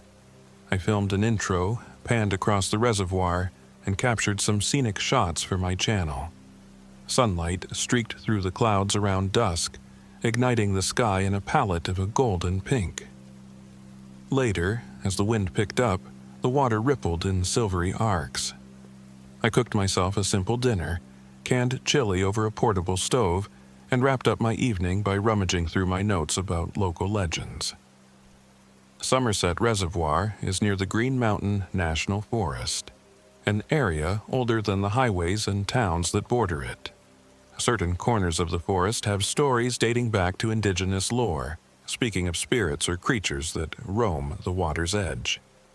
I skimmed these old tales half-heartedly, not expecting anything more than interesting folklore to pepper my videos with. Eventually, I dozed off around 11 p.m. When morning came, I discovered the first sign that something was off. I woke up earlier than usual, maybe 5:30 a.m., and saw that my RV door was ajar by a good 6 inches. I was sure I locked it. I always lock it. Not only for my safety, but out of sheer habit when I'm in unfamiliar places. At first, I chalked it up to absent-mindedness. Maybe I'd simply forgotten. I checked around the RV for footprints or signs of tampering, but the damp earth revealed nothing clear. My camera gear sat untouched, my wallet still on the small dining table, no sign of theft, just that open door, letting the cool morning air drift in. Shrugging it off, I grabbed my phone to film a quick morning update. My battery was inexplicably drained from near 80% the night before to 0. I muttered a few curses, but still tried to salvage the moment, plugging it into a charging cable that ran off my RV's internal battery system. That was the second sign of trouble. The phone refused to charge. My charger worked fine for everything else, my laptop, my spare camera battery, just not my phone. It showed no sign of life. I tried not to panic. Phones fail all the time, right? That's what I told myself as I started up my camera rig. My dedicated DSLR came on fine, so I recorded a short rant about technical problems in the wilderness, hoping it might add comedic relief to my content. I made some coffee, then began planning my day. The plan was to shoot more B-roll footage along the lakeshore, maybe try some fishing for variety. I'd be here for 3 nights total, plenty of time to get good material. I was reviewing my route on a map when I heard the rumble of an approaching vehicle. Looking out the RV window, I saw another camper pulling into a nearby clearing. Usually, I get a bit territorial about my solitude, but part of me was relieved someone else was around, especially after that weird door incident. I walked over to say hello. The occupant turned out to be a guy named Connor Lewis, maybe in his late 20s, traveling in a beat-up van. He was friendly at first glance, a bit scruffy, wearing a baseball cap and a well-worn flannel shirt. He told me he'd discovered Somerset Reservoir a year prior and considered it one of the best-kept secrets for quiet fishing. As we chatted, though, I noticed he seemed on edge. He kept glancing around, scanning the tree line as if expecting something, or someone, to jump out. I asked if everything was okay. His face tightened. "You'll think I'm nuts," he said quietly. "Just be careful around sundown. This place gets weird after dark." Naturally, I pressed him for details. but he clammed up, muttering something about voices near the water. My curiosity piqued. I pried further, but he changed the subject. Eventually, he told me he was staying only one night, leaving in the morning, and suggested maybe I should do the same. My immediate thought was that he'd had a bad personal experience, maybe an animal attack, maybe a run-in with unsavory types, but he wouldn't elaborate. In the end, I thanked him for the warning, shrugged it off, and headed back to my spot. Another piece of superstitious local color, I figured. Late that afternoon, I took my inflatable kayak onto the reservoir. I filmed some truly stunning footage. The reflection of the sky and the calm water, the circle of emerald hills around me. In the distance, I spotted a small wooden cabin perched near the shoreline, smoke curling from its chimney. Curious, I paddled closer until I could make out a woman in the yard. She was maybe in her 60s, wearing a thick sweater despite the warm day. Her hair was pulled back in a white braid. I waved, calling a friendly hello. She simply stared, silent, as if appraising me. Eventually, she lifted a hand half-heartedly, then walked inside. The kayak rocked gently, and I felt a chill, not from the breeze, but from her expression. Her eyes bore into me like she disapproved of my presence. Still, it was her property, so I paddled away, figuring I'd keep my distance out of respect. It took me about half an hour to get back to my RV, and the sunlight was already angling low in the sky. Time seemed to slip away quickly out here. That might have been the end of it. Just another day, if not for what happened that night. I built a small fire near the shore, set up my camera on a tripod to capture an evening campfire chat, and tried to unwind. That's when Connor showed up, looking even more tense than before. His eyes darted at the tree line, then the water, then back to me. He asked if he could join my fire, like he didn't want to be alone. I said sure, not wanting to be rude. We spoke in hushed tones as the stars blinked into view. He insisted this reservoir wasn't safe. He never once used the word haunted, but his insinuations were clear. He said he'd stayed here once a few months ago, heard strange sounds at night, something scraping along the outside of his van, whispers calling his name. He half believed it could be a prank by locals, but it made his hair stand on end. He only returned to face his fear, but after this, he was done. I tried to console him, pointing out that we were two grown men, armed with flashlights and, in my case, a hatchet for splitting wood. Even if it was a bear or some weirdo creeping around, we could handle it. He shook his head. "You don't understand," he murmured. "It's not people." He wouldn't say more, and I found myself growing uneasy. The crackle of the campfire seemed too loud in the otherwise silent night. Even the crickets were subdued. Eventually, Connor excused himself, returning to his own campsite. He said he'd be leaving first thing in the morning, and I half expected him to pack up right then and there. I stayed by the fire, coaxing its flames, filming a bit more commentary to make sense of these local rumors. If something was out there, I wanted to capture it on camera. Around midnight, I finally turned in. The wind had picked up, rippling the water in uneasy waves, and a low rustling came from the trees. As a precaution, I checked the RV door lock twice. Sleep didn't come easily. Every time I shut my eyes, I swore I heard faint whispers, too soft to be sure. I told myself it was just the wind or perhaps the effect of Connor's spooky talk. But still, my heart wouldn't slow. I must have drifted off eventually because I woke with a jolt sometime later to a loud metallic thump against the RV. My first groggy thought, bear? I scrambled for my flashlight, hopped out of bed and flicked it on, scanning the cramped interior.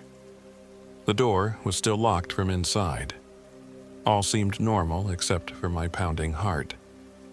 Then I checked the windows, shining the beam out into the dark. Nothing. just the faint reflection of my own fearful eyes. Minutes passed with no further noise. Telling myself it could have been a branch falling from a tree, I forced myself to lie back down, though every nerve felt wound up. Morning came, grim and overcast. It was the second day of my planned 3. I stepped outside, shivering not from the temperature but from a nagging dread I couldn't shake. Connor's campsite was maybe 50 yards away, separated by a few scrawny pines. I saw no smoke from his fire ring, no sign of him moving around. Curious, I wandered over. He was gone. His van was still there, the side door flung wide open. Camping gear lay scattered.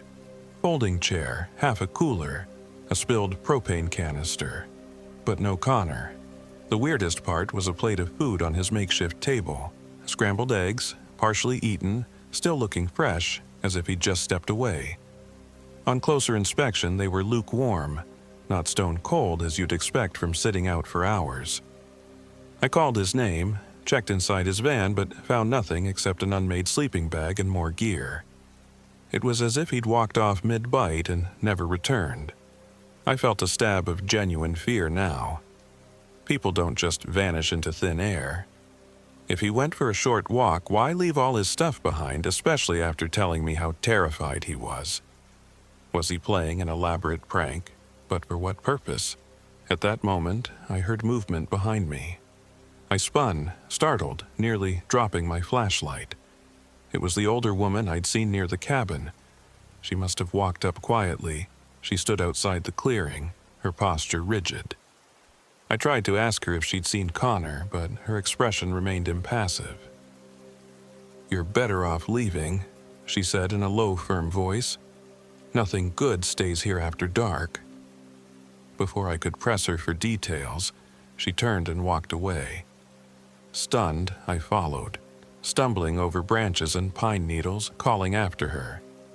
She led me along a barely discernible footpath. The tall grass slapped against my calves as I hurried to keep up. When she finally stopped, I realized we were near the small cabin by the shoreline. Smoke still rose from the chimney, but otherwise it looked deserted. No lights on inside, shutters closed. She shot me a look that mixed pity and urgency. "I've seen too many come to this water," she said, "and it always ends the same." I tried to get a straight answer. "What's out there?" I asked. "Is it an animal? A person? Connor disappeared and I need help finding him." She shook her head. "They're older than any of us. Hungry. They'll use your mind against you. Best thing you can do is leave this place tonight. Burn what they want. Your possessions, your van, whatever it takes, and go. If you have any sense, you'll heed my warning."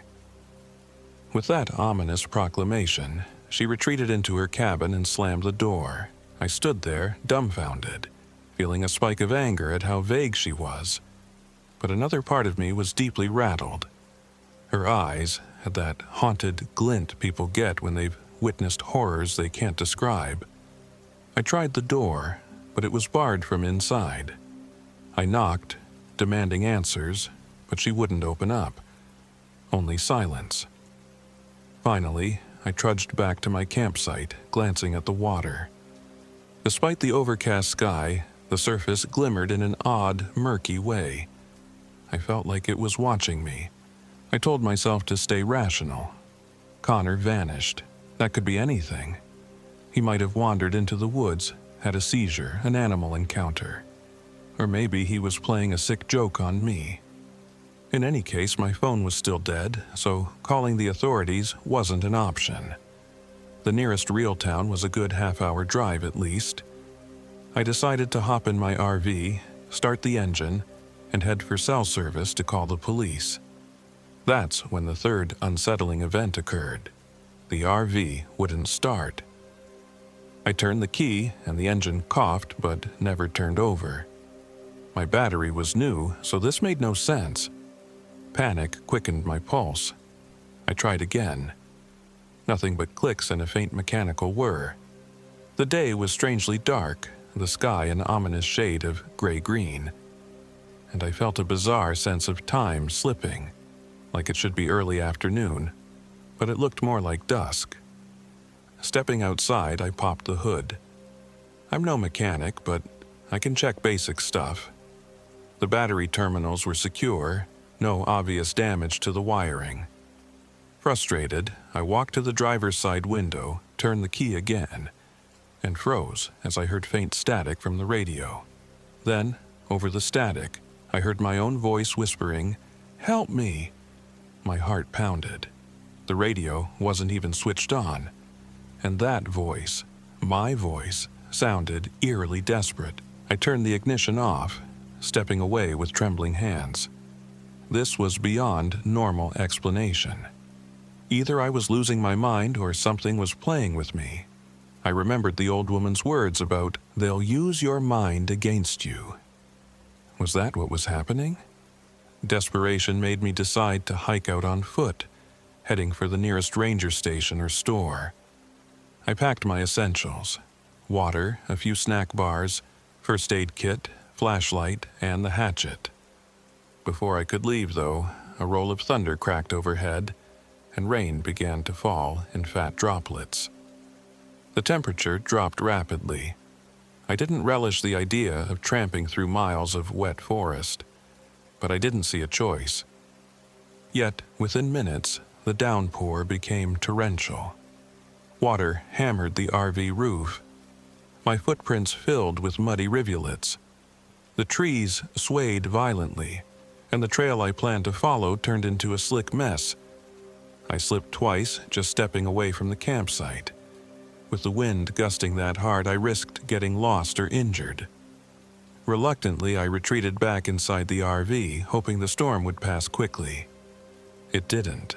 I spent the rest of the afternoon trapped by pounding rain, gloom pressing in. Time crawled. I tried to keep my mind busy, checking my DSLR footage to see if I'd inadvertently caught Connor or the older woman or anything that might explain the weirdness. But the memory card had file errors. Every clip I opened ended with static or had bizarre distortions. My own face looked twisted at the edges, the forest behind me flickering like a faulty film reel. Darkness fell too soon. According to my watch, it was barely 6 p.m., but the sky was pitch black. Thunder shook the windows. I lit my lantern, rummaged for candles, anything to keep the place lit. The wind howled, and the water slammed against the shore in angry waves. It no longer looked like a serene reservoir, but something predatory. That's when I heard a voice outside, faint under the roar of rain. "Ethan," it said. My blood went cold. I tried to tell myself it was the wind or my imagination, but then it came again, clearer. "Ethan, please help me." Connor. It sounded exactly like Connor, maybe 10 yards away. Without thinking, I grabbed my flashlight and umbrella, throwing the RV door open. Rain stung my face, water already pooling on the ground. I swept the flashlight beam around. "Connor!" I shouted. The beam illuminated something standing at the edge of the water. My heart nearly exploded. It was a figure, tall, gaunt, hair plastered to its head, arms too long, hands hanging at thigh level. For a moment, it resembled a man, but the proportions were off.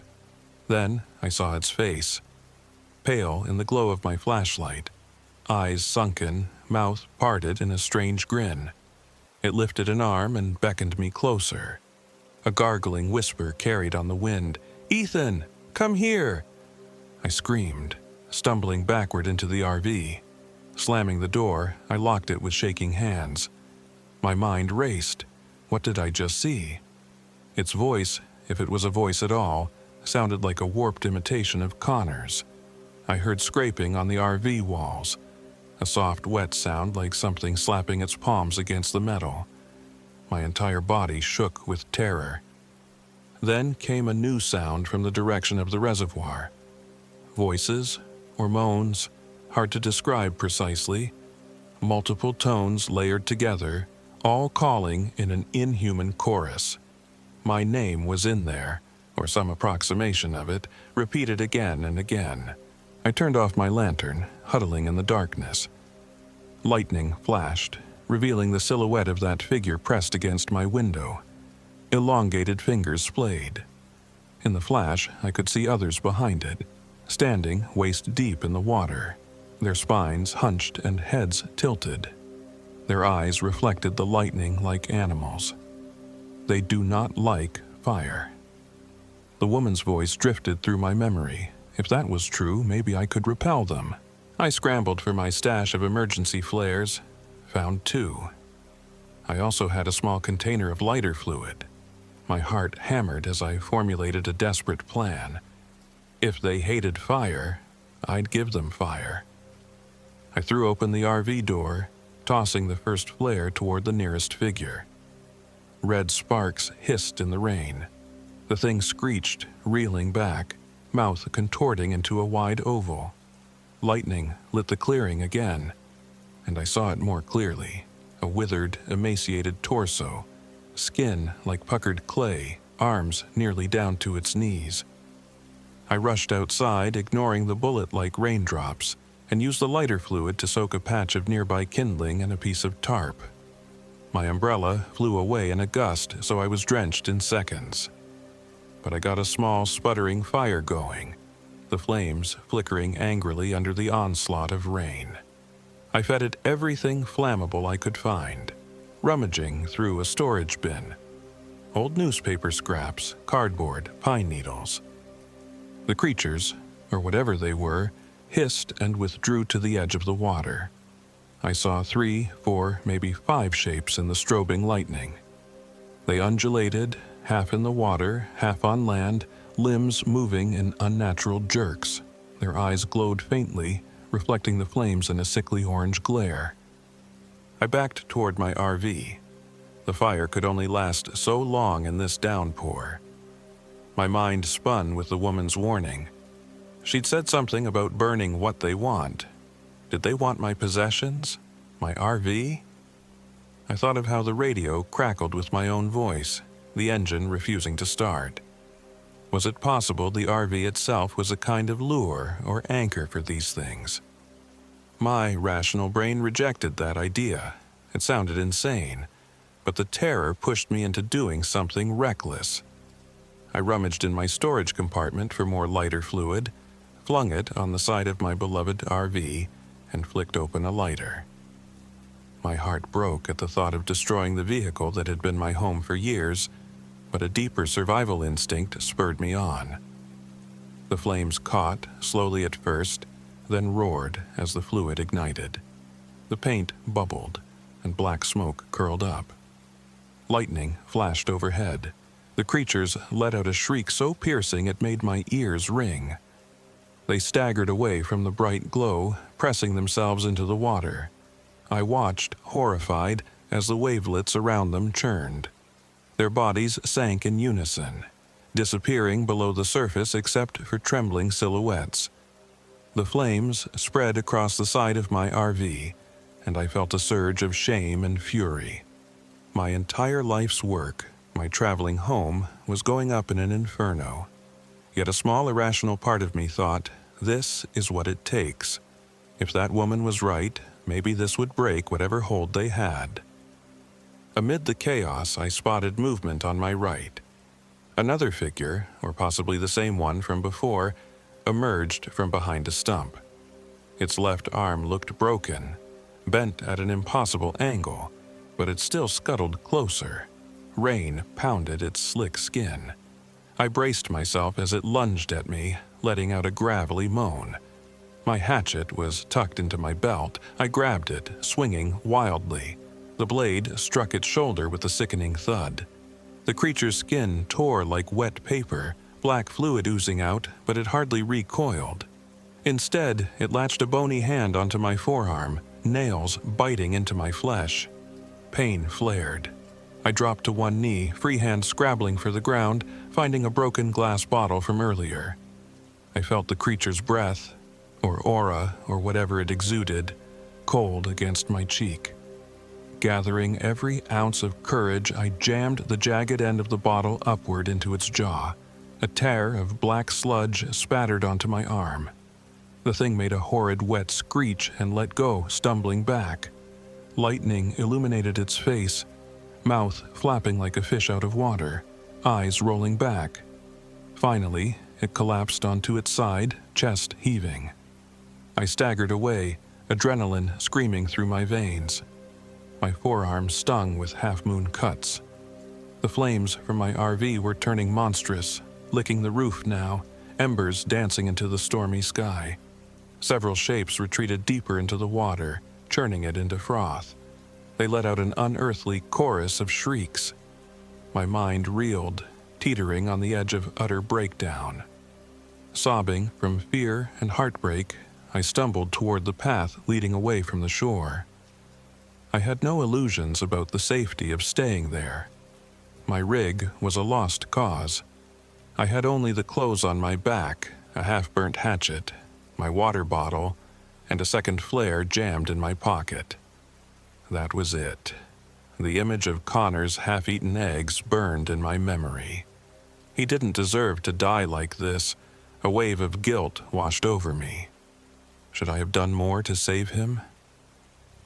Half limping, half running, I pushed through the storm-lashed woods, the roar of thunder behind me. My only consolation was that the monstrous shrieks faded as I put distance between myself and the reservoir. Several times I glanced back and saw the glow of the RV fire cutting through the blackness.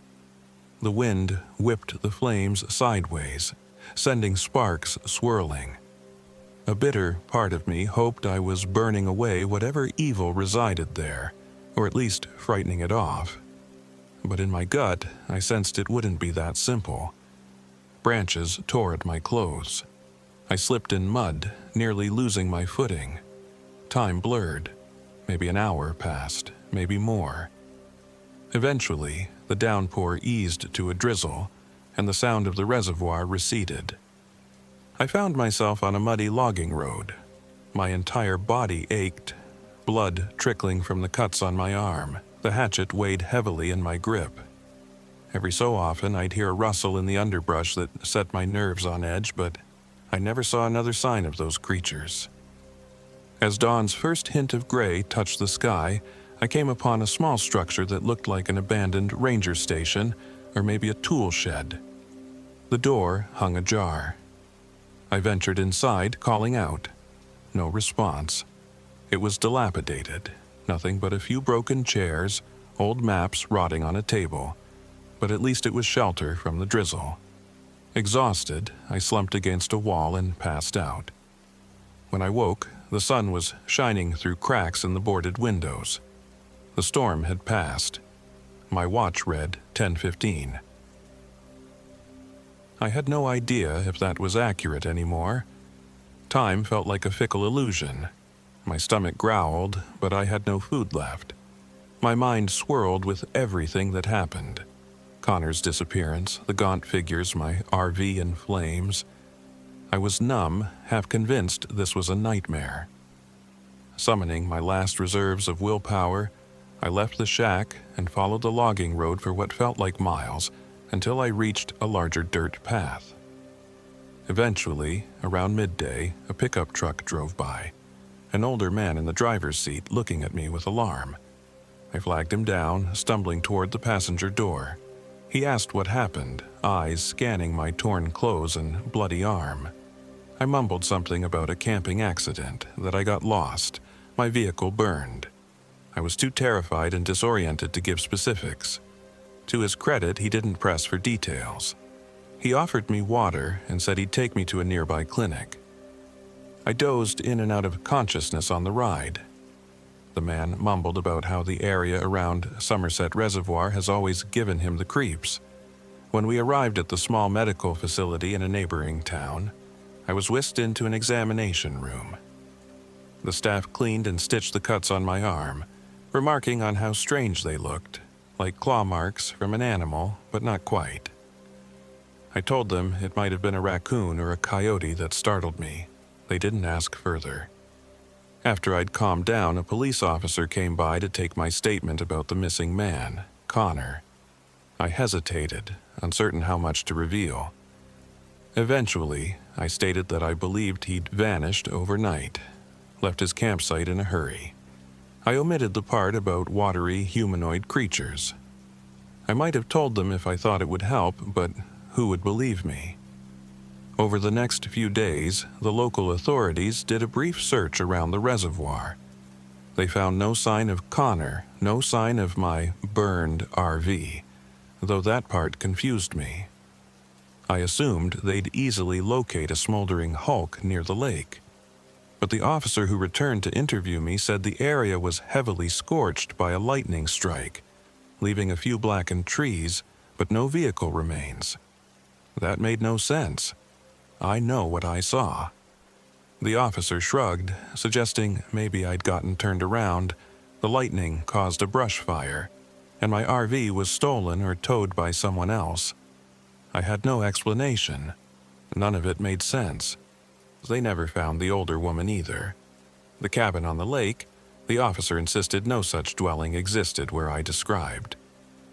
A couple of foundations existed from old logging camps decades ago, but definitely not an inhabited cabin. In the aftermath, I took a bus to a larger town. I tried contacting my insurance about the lost RV, but without proof it burned or was stolen, the process was a labyrinth. They seemed baffled. My phone was permanently bricked. The memory card from my DSLR was corrupted, and my laptop wouldn't power on. It was as if every piece of technology I owned had been tainted. At night, I dream about that figure pressed to my window, bony hands squeaking on the glass, mouth yawning wide. In these dreams, it often has Connor's face, or my own face, contorted in an agonized grin. My nightmares always end with them dragging me into the water, submerging me in darkness.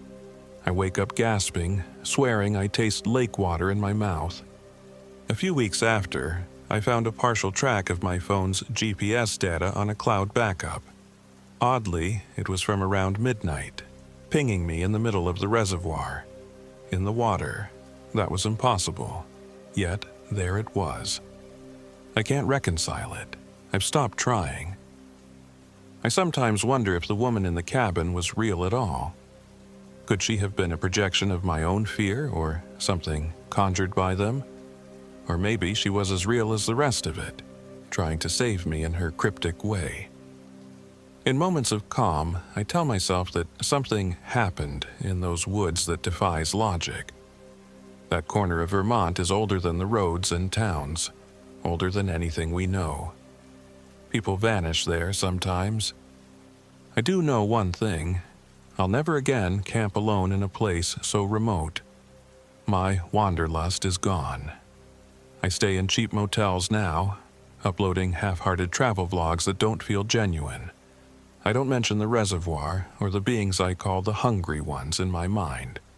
The channel's name, Wanderlust Alone, has become a bitter reminder of how close I came to losing my life to those horrors. People ask me why I no longer boondock in scenic spots. I just say I had a bad experience. If I told them everything, how I heard my own voice calling me in the storm, how I saw twisted shapes wearing half-familiar faces, they'd laugh or label me insane. Maybe they'd be right. Sometimes, late at night, I'll scroll through forums or watch local news from Vermont, half expecting to see a mention of another hiker who vanished by Somerset Reservoir. So far, there's nothing. Does that mean the phenomenon ended? Or did it only spare me because I was willing to burn everything, to sacrifice my own security in flames? I can't shake the feeling those creatures might wander to other lakes, other lonely places, waiting for another naive camper searching for solitude. At least once a week I think about Connor. I hardly knew the guy, but he was friendly in a world that can be harsh. Did those things take him?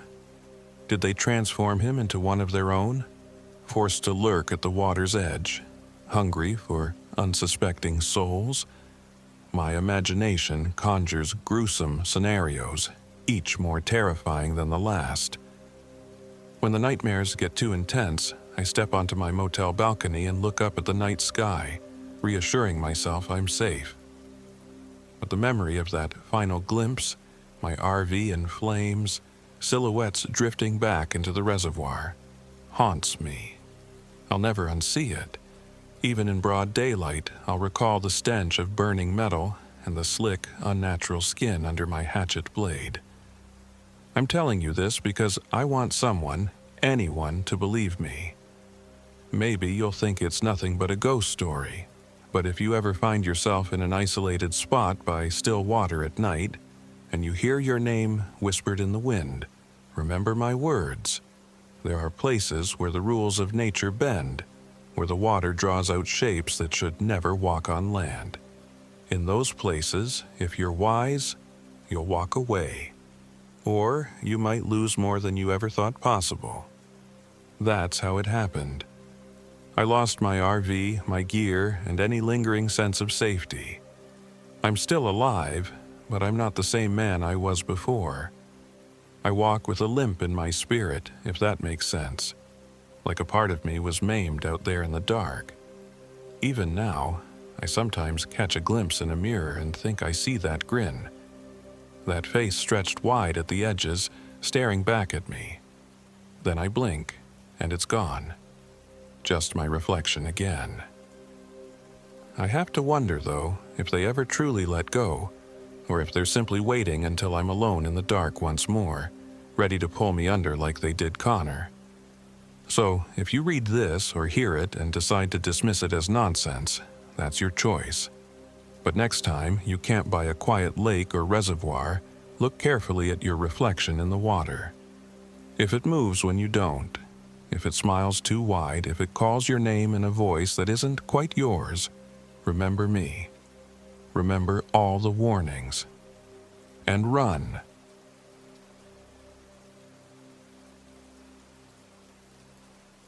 My name is Daniel Hayes. I'm 26 years old, and this happened in October 2022. Even now, when I close my eyes, I can hear the wind moaning in the distance, bringing back every disturbing memory from that trip, every moment that I wish I could scrub out of my mind. But there's no going back, so I'll do the only thing left: tell my story exactly the way it happened. If you stick around, you might understand why I can't sleep at night, why I still flinch at the sound of crying in the darkness. I'm not a survival expert, far from it. I live in a small apartment in the city, spending most of my time either editing photos, working part-time gigs, or posting videos on my modest YouTube channel. My best friend Tyler Green was the real outdoorsman. He loved hiking and camping in remote places, something I'd only ever done in mild weekend trips. He used to say, "Man, you can't call yourself an adventurer if you never push past your comfort zone." The irony is that he pushed me far beyond my comfort zone this time, and neither of us could have imagined the cost. Tyler's 29, older than me by a few years, and he can be annoyingly confident in everything he does. He told me he needed to get away for a while and clear his head. I found out later he and his girlfriend, Caitlin Monroe, Kat for short, had broken up after a messy argument. Kat was a Vermont park ranger by trade, which I guess contributed to the friction in their relationship. He wanted big adventures. She already had them daily, and ironically, she thought he was too reckless. But for this particular trip, Tyler had planned a 3-day hike in Brook Wilderness, Vermont. He sold me on the idea by saying we'd film a spectacular travel vlog for my channel, get some sweet photographs, and maybe even find a local legend or two to share. He never told me he'd also tipped Kat off that we were heading there. He must have thought it would be cool if we accidentally crossed paths. Let's just say it wasn't exactly a purely accidental meeting. We arrived in Vermont on a chilly October morning, me half asleep in the passenger seat. The leaves had already turned into a blazing mosaic of red and gold, and the crisp air was a welcome break from the exhaust-ridden city. Despite being excited, I felt a tug of anxiety in my gut. I wasn't used to days-long backcountry camping with minimal support. I'd grown up in Boston, relying on public transport and convenience stores for life's immediate needs. My idea of roughing it was a night without Wi-Fi. Tyler parked near the trailhead. It felt remote, the kind of place you look around and see nothing but dense forest rolling on forever. According to the plan, we'd follow the official trail for half a day, then veer onto a lesser-known path that circled around a rumored haunted tree known as the Crying Tree. Local folklore claimed that if you camped near it, you'd hear a woman's wails echoing through the night, marking you for some terrible fate. I dismissed it as a silly rumor. Vermont is rife with ghost stories, right? But Tyler had latched onto the myth. He wanted to feature it as the centerpiece of our vlog. I didn't mind. A good ghost story can boost views, and besides, I didn't believe in it. Not then. We were maybe an hour into the hike when we ran into Kat. Literally. She wore her ranger's uniform jacket, a stiff expression on her face. She nearly dropped her thermos when she recognized Tyler, but quickly recovered, eyes darting between us. "Oh," she said, not making any real attempt to hide her surprise. "Fancy seeing you two here." Tyler tried to do his usual charming grin. "Great minds think alike, huh?"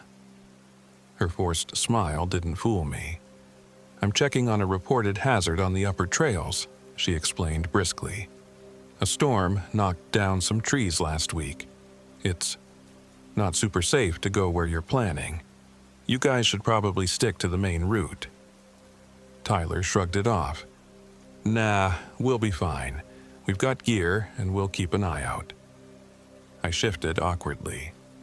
Hey Kat, how've you been?" She avoided the question and addressed Tyler again. "It's not just downed trees. There's no cell reception up there, and the weather's been unpredictable. Just take care of yourselves, all right?" Something in her posture told me she was wrestling with whether to actually join us. Finally, she took a breath. "Look, I'm heading that way anyway. Mind if I tag along for a bit?"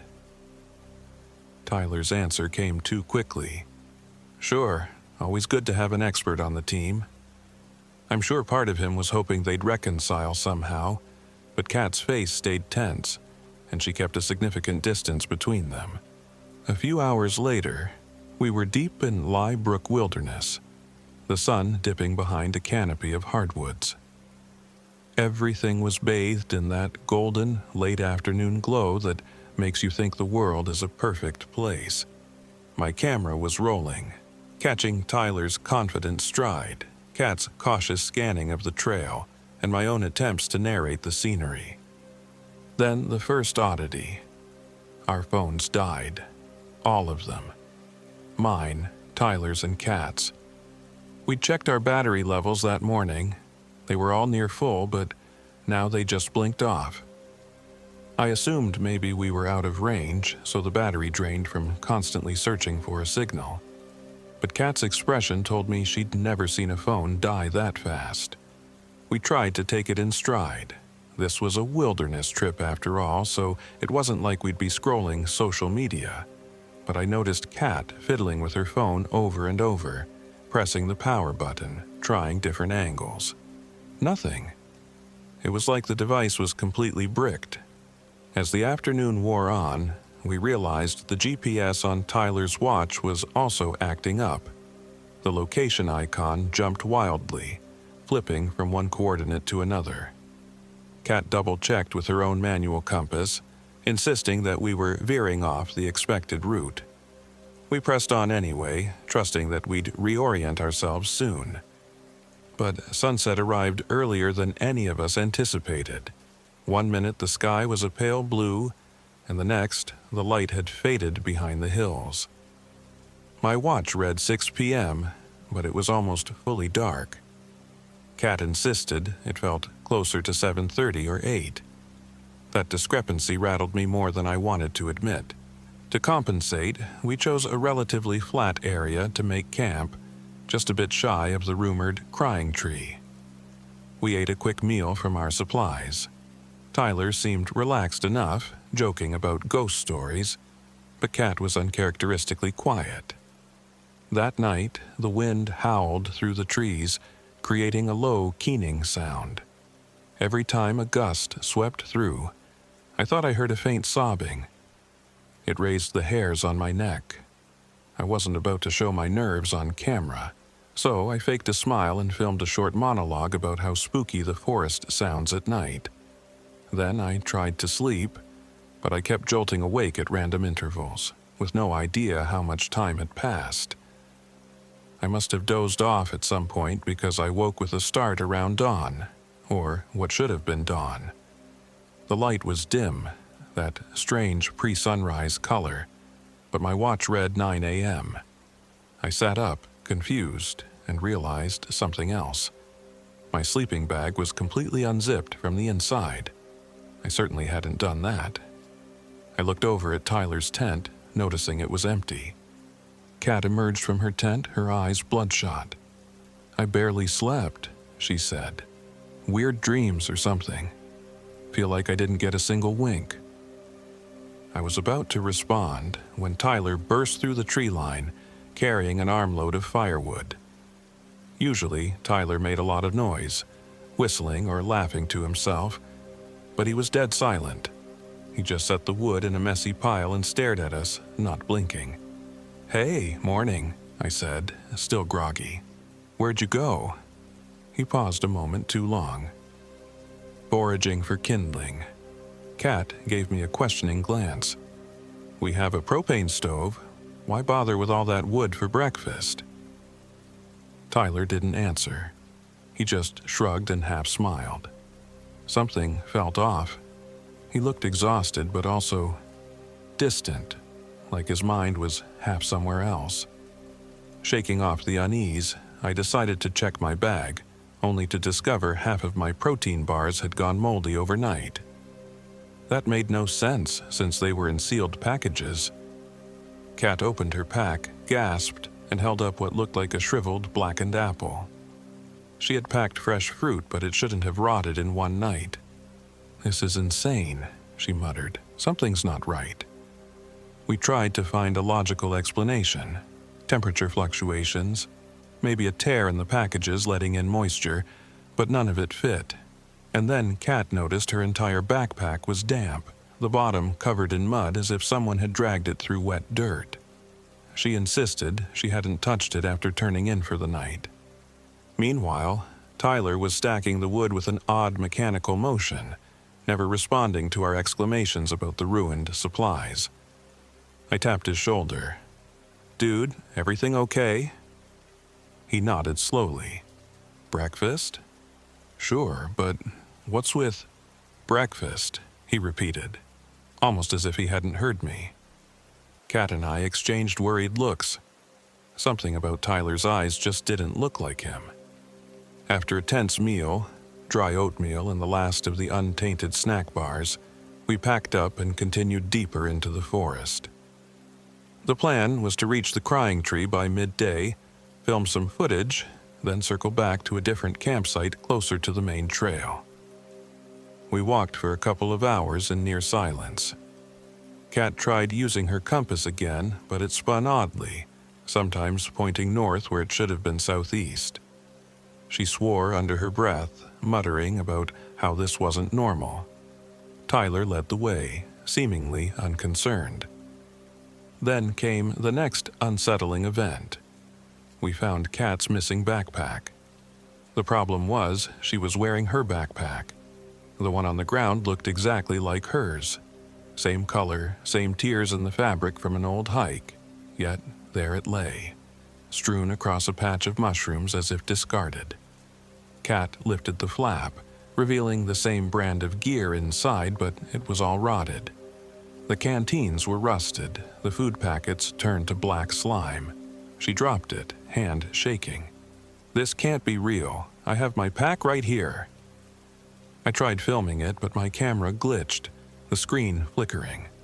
I managed a few seconds of footage before it shut down, battery suddenly at 0. I cursed and tried turning it back on, but it wouldn't budge. Tyler just kept walking. It was as if he didn't see any of this. Finally, Kat stormed after him, demanding answers. "Tyler, what the hell is going on? Did you plant that, some sort of sick joke?" He stopped in mid-step. Slowly, he faced her. "Who's to say?" he began, voice low and strange. "What's real out here?" Then he turned and resumed hiking, leaving both of us staring. Over the next few hours, the sense of wrongness intensified. The forest seemed darker, even though the overhead sun should have been bright. Time slipped in and out of grasp. Sometimes it felt like we hiked for mere minutes. Other times it felt like hours had passed. My watch read 3 p.m., but the light looked like early morning. Tyler also grew more erratic. He'd stop for no reason, stare at a random tree, then break into a grin that didn't reach his eyes. I caught him standing by a small creek, whispering to himself in a tone I'd never heard. When I asked if he was okay, he just nodded. Kat, for her part, was becoming frantic. She insisted we turn around and follow the trail back. She pointed out that no rational explanation could account for the bizarre phenomena: dying phones, rotting food, a glitching compass, and Tyler's abrupt personality shift. I wanted to agree with her, but Tyler refused to entertain the idea. He was fixated on reaching the crying tree, saying it was just a bit farther. "How do you even know we're close?" I demanded. "GPS is down." He cocked his head, lips curling in a half smile. "I can hear it." "Hear what?" "The crying," he replied, then continued walking. A chill ran through me, because I heard it too, in faint intervals, like a woman sobbing in the distance, but I couldn't be sure if it was real or just the wind. That evening, we found a clearing that looked suitable for another campsite. By then, the light was fading, though my watch still claimed it was mid-afternoon. We were all exhausted, nerves frayed. Kat was working on building a fire, but every time she lit a match, the flames either sputtered out or burned with a strange greenish tint. She stared at me, unsettled. Eventually, we got a small fire going. Tyler sat on a log, silent, eyes reflecting the flames. I felt uneasy enough that I kept some distance between us, trying to pretend I was busy rummaging through what remained of my supplies. My mind returned to all the stories about the crying tree. I'd read a snippet online about a woman named Eleanor Ellie Byrne, who died in those woods a century ago. Some say she was murdered, others say she got lost, but every story agreed on one thing. She wailed for her lover to come back, a curse that lingered in those woods. It sounded ridiculous in the comfort of a city, reading it off a random website. But now, in that dark clearing, with Tyler acting bizarre and strange phenomena all around us, the legend felt hauntingly possible. I brought up the story, half hoping Kat would dismiss it with a rational explanation. She didn't. She just stared into the flames. "I've heard the stories," she finally said. "No one in the ranger station believes them, but no one goes near that tree alone either." She revealed that there had been a few unexplained disappearances in the area. Hikers reported hearing cries at night or glimpsing a pale figure. Rangers would find abandoned campsites with half-eaten supplies or gear left behind as if the people vanished into thin air. Suddenly, Tyler stood. Without a word, he walked away from the fire, deeper into the blackness. I called after him, but he didn't respond. Kat and I exchanged alarmed looks. "Should we go after him?" I asked. Kat shrugged, fear evident in her eyes. "We probably should."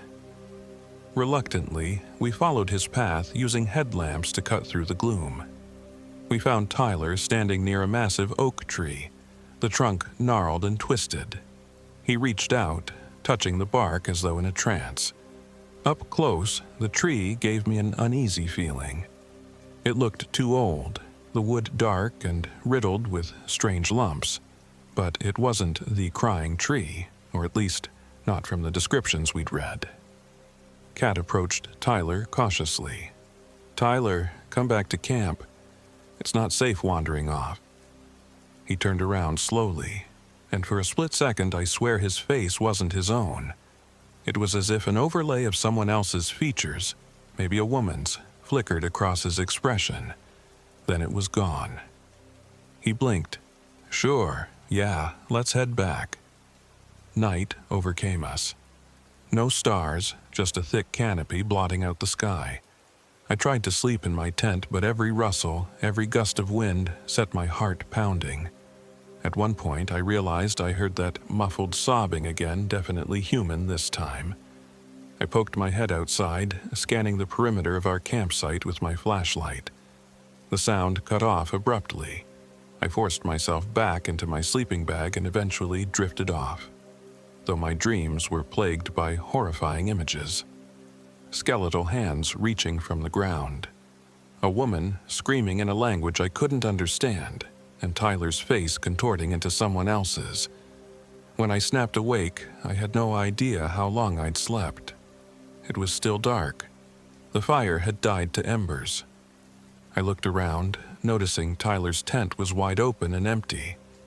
Kat's tent was also open, her sleeping bag half out on the ground. Alarmed, I grabbed my headlamp, calling their names. A sharp cry echoed from deeper in the trees. It was a woman's cry, Kat's voice pitched high in terror. Without a second thought, I sprinted toward the sound, heart hammering. I found Kat by a moss-covered boulder pinned to the ground. Tyler was straddling her, his hands around her neck. Her face was turning purple, and she kicked wildly. "Tyler!" I shouted, but he didn't even look at me. His expression was blank, as if he was possessed. I picked up a nearby rock and slammed it against his shoulder. He let go of Kat's throat, turning to glare at me, but his eyes, they were empty, a blackness behind them. His lips parted and I heard a voice that didn't belong to him, feminine, old, full of sorrow and rage. "Stay away," it hissed. He lunged at me. I staggered backward, narrowly avoiding a blow. But Tyler's movements were sluggish, uncoordinated, as though his body resisted the commands of whatever was controlling him. Kat managed to crawl away, coughing and gasping for breath. I swung the rock again, and this time I struck Tyler's head, not too hard but enough to stun him. He collapsed onto all fours, breathing heavily, then fell onto his side. Kat scrambled to my side, tears streaming down her cheeks, bruises forming on her neck. Is he alive?" she croaked. I knelt down, checking for a pulse. It was there, steady, but he was out cold. I had no idea what to do. This wasn't an animal attack or a freak accident. This was Tyler, our friend, and something inhuman was riding his body. Kat regained her composure and helped me drag him back to the campsite. We laid him on his sleeping mat, unsure if he'd try to kill us again when he woke. She grabbed a rope from her pack, whispering, Maybe we tie his hands, just until morning." It felt extreme, but so was the situation. Reluctantly, I agreed. We secured him as gently as possible. I kept watch while Kat tended the fire. My mind spun with 1,000 questions. Was this a psychotic break or something truly supernatural? The illusions, the time distortions, rotted food, none of it made sense in a purely rational way. Sitting there, listening to the crackling embers, I thought I saw shapes moving in the dark between the trees, white silhouettes flitting past my peripheral vision. Every time I turned to look, they vanished. Sometime later, Tyler stirred. His eyes fluttered open. He looked at the ropes binding his wrists in confusion. "What the hell, guys?" he muttered. Kat stood beside me, arms crossed defensively but also concerned. "You attacked me, Tyler, tried to strangle me." He shook his head vehemently. No, I didn't. I sighed, my voice trembling. You did, man. I had to hit you with a rock to stop you. He tried to recall the events, but something about the way he rubbed his temple told me he had no memory of it. We asked him about the woman's voice, the thing he said about staying away. But he had no clue. Eventually, we released him, though we stayed on edge. He seemed genuinely horrified by his actions. I didn't think he was faking ignorance. His fear and remorse looked real. Kat gave him a wide berth, still shaken. For the rest of that night, none of us slept. We kept the fire going, half expecting something else to happen, but it was mostly quiet. Occasionally, I'd catch Tyler staring off at nothing, that blank expression returning briefly before he blinked it away. Come morning, according to our watches anyway, the sky was murky gray and felt more like dusk. This bizarre time warping was destroying my sense of reality. Kat insisted we try to leave, but Tyler was adamant about continuing on to the crying tree. He claimed we were close, that if we just got there we could break the curse. I had no desire to see that cursed tree. My only goal was to get out alive. But Tyler's determination had an undercurrent of desperation, like something in him was being pulled towards that place. Kat and I exchanged glances. If we forced him to go back, he might snap again, or worse, vanish. Maybe the best course was to confront whatever was happening head-on, as insane as that sounded. So we followed Tyler deeper into Brook Wilderness. Compasses useless, phones dead, time meaningless. The path became more overgrown, brambles tearing at our clothes. We found strangely bleached bones scattered in random clearings. Animal bones, I hoped, but some looked alarmingly human. The further we went, the stronger the sense of dread. We started hearing that distant sobbing again, echoing around us like it came from multiple directions. Tyler pressed on, unafraid. Kat and I stuck close together, scanning the shadows. Suddenly, we broke through a cluster of twisted trees and found ourselves in a clearing. At its center stood a massive, gnarled trunk with branches jutting out like skeletal arms. The bark looked charred in places, embedded with what resembled broken bones or rocks. I knew without anyone telling me this was it, the crying tree. Tyler's face slackened. He walked right up to it, placing a hand on the trunk. I felt an overwhelming wave of sadness and fear ripple through me, as though the tree itself radiated despair. The crying grew louder in my head, and I thought I heard a faint voice whisper, "Please, come back." Kat's eyes darted around. "We found it," she managed, breath quivering. "Now what?" Tyler turned to us, but his expression was vacant again. He opened his mouth and a woman's voice came out, an old, sorrowful tone. "Eleanor," it said. "Eleanor waits." My heart thudded in my chest. "Eleanor Barn?" I asked, recalling the local legend. Tyler, or the thing inside him, didn't answer. He pivoted, stepping around to the far side of the trunk, revealing something that made my stomach drop. Half buried in the twisted roots were what looked like human bones. Some were bleached white, others seemed disturbingly fresh. Kat gagged, covering her mouth. "Oh God!" A swirl of wind tore through the clearing, leaves dancing around our feet. The sobbing became piercingly loud. I braced myself, scanning the area for any sign of a living person. That's when Tyler lunged at me. I was too slow to react. He slammed into me, knocking me to the ground. And before I could scramble away, he drove a small camping knife into my thigh. Pain erupted in a hot burst, and I screamed. Kat shouted, rushing forward, but Tyler swung at her wildly. Blood stained my pant leg, and I gritted my teeth, trying to push him off. He was surprisingly strong, like something was granting him inhuman force.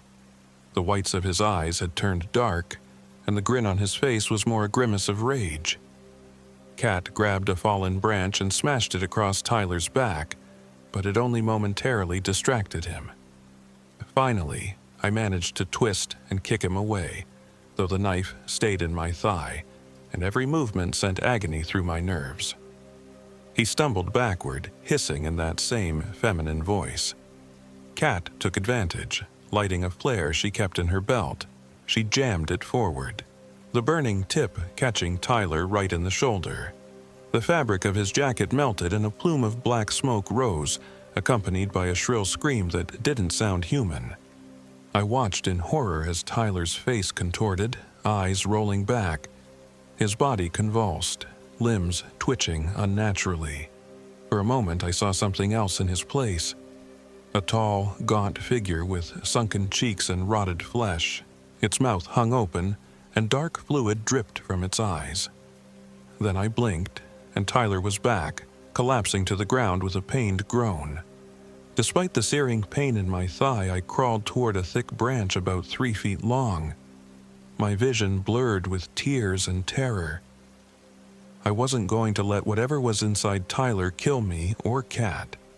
Summoning strength I didn't know I had, I drove the branch down onto Tyler's right shin, hearing a sickening crack.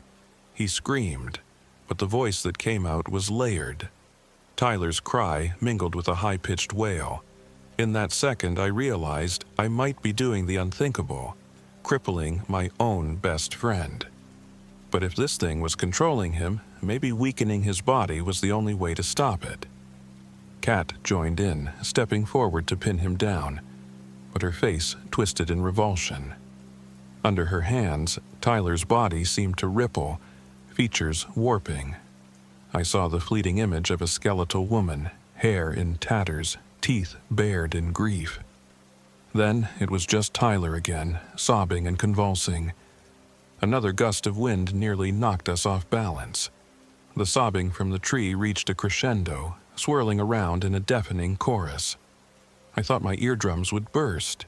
Cat clung to me, her eyes wide with horror. Then, in a single moment of calm, the wind died. The crying ceased. Tyler went limp, eyes half-lidded. I gingerly pulled the knife from my thigh, wincing as fresh blood trickled out. There was no time to do a proper field dressing, but I pressed a cloth against it to slow the bleeding. We looked at Tyler's body.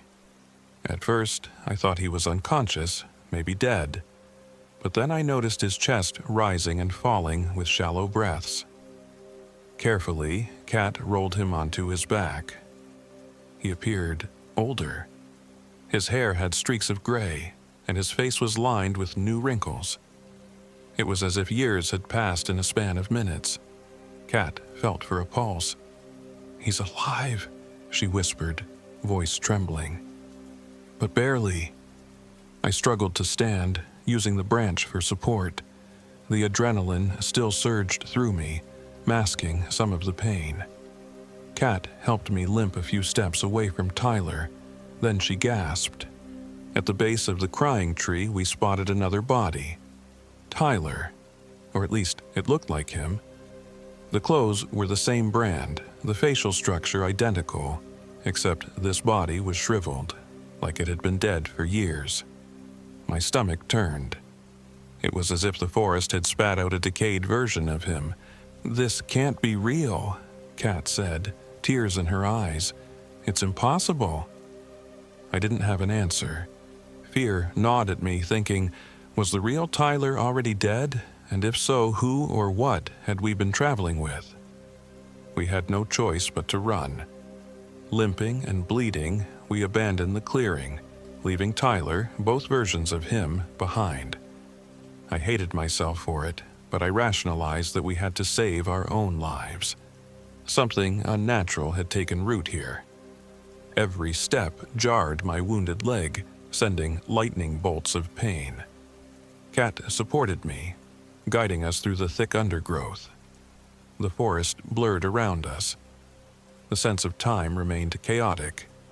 We'd run for what felt like half an hour, but the sky never seemed to brighten. Then the trees thinned, and we stumbled onto an old logging road. I recognized it vaguely from maps we'd studied before our phones died. Hoping it led toward the trailhead, we followed it. I'm not sure how long we limped along that old dirt track, only that eventually we reached a more recognizable trail intersection. By some miracle, we found ourselves near a small wooden sign marking a route back toward the main road, though it was so weathered I could barely read it. Somehow, we made it to Tyler's car, still parked where we'd left it. It felt like years had passed, though by my watch it was only day 3 of our trip. To our collective disbelief, the car battery was also dead, as if everything electronic we touched was cursed to fail. So we had to hoof it a couple more miles down the dirt road until we flagged down a passing truck. The driver, an older man with a thick Vermont accent, took one look at us, disheveled, bleeding, and in shock, and hurried us into the cab, promising to call for help. I didn't tell him about the rotting bag or the thing that had possessed Tyler. I muttered something about a hiking accident, and he left it at that. Kat sat in the passenger seat, silent the whole ride to the nearest medical facility. I couldn't blame her. What do you say after witnessing your friend's body apparently duplicated and rotted at the base of a cursed tree? We ended up at a small local clinic. The staff patched up my thigh wound, giving me a handful of stitches and stern instructions to rest.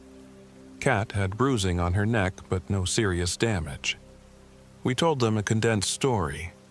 We got lost, we were attacked by a wild animal, and our friend disappeared. We didn't mention the crying tree or the illusions.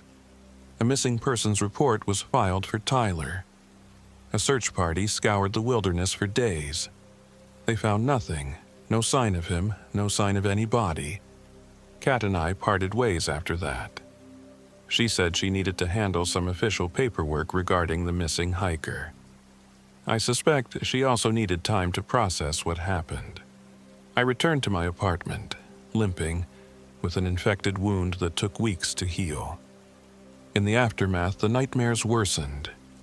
Every night, I'd wake up drenched in sweat, convinced I heard that same sobbing from the forest.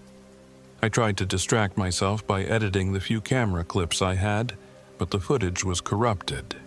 All except for a single video file that inexplicably came back to life on my memory card.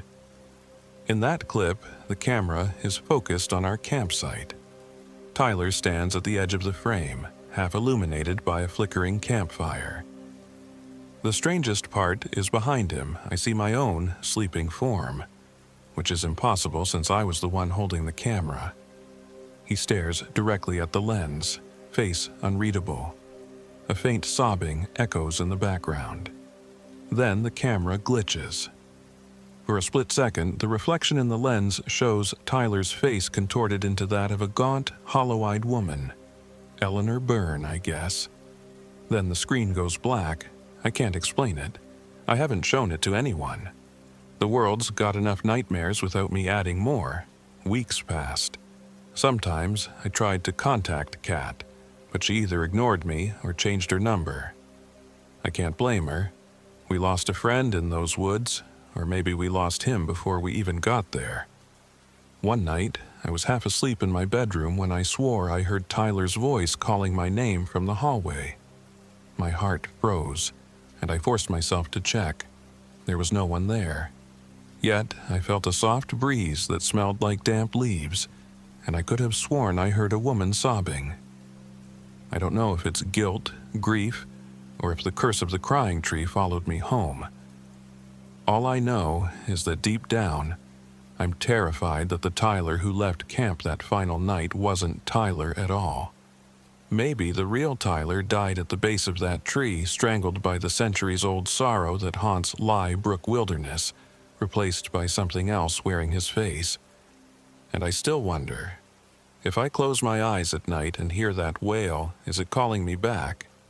Has the mark of that cry doomed me to eventually return to those dark, twisted roots where I'll be lost forever like so many others before me?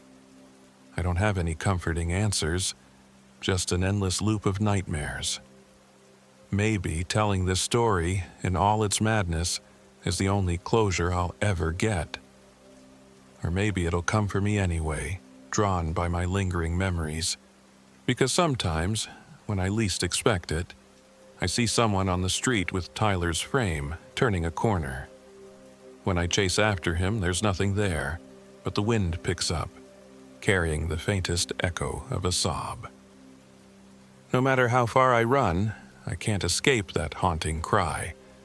And so I live each day waiting for the moment it catches up to me, hoping, in vain, that what happened in the wilderness remains buried with that monstrous tree and the old bones within its roots.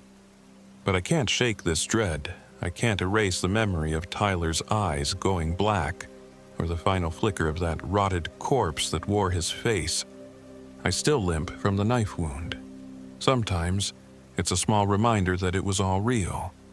The rest of the world moves on, not knowing that there's something out there in Brook Wilderness that rots flesh overnight, shifts time around like it's a game, and takes people's faces for its own. That's what haunts me most. If I survived, that means whatever's out there let me go. And I can't help but feel that it's only a matter of time before it changes its mind, or calls me back to become one more scream lost in the night.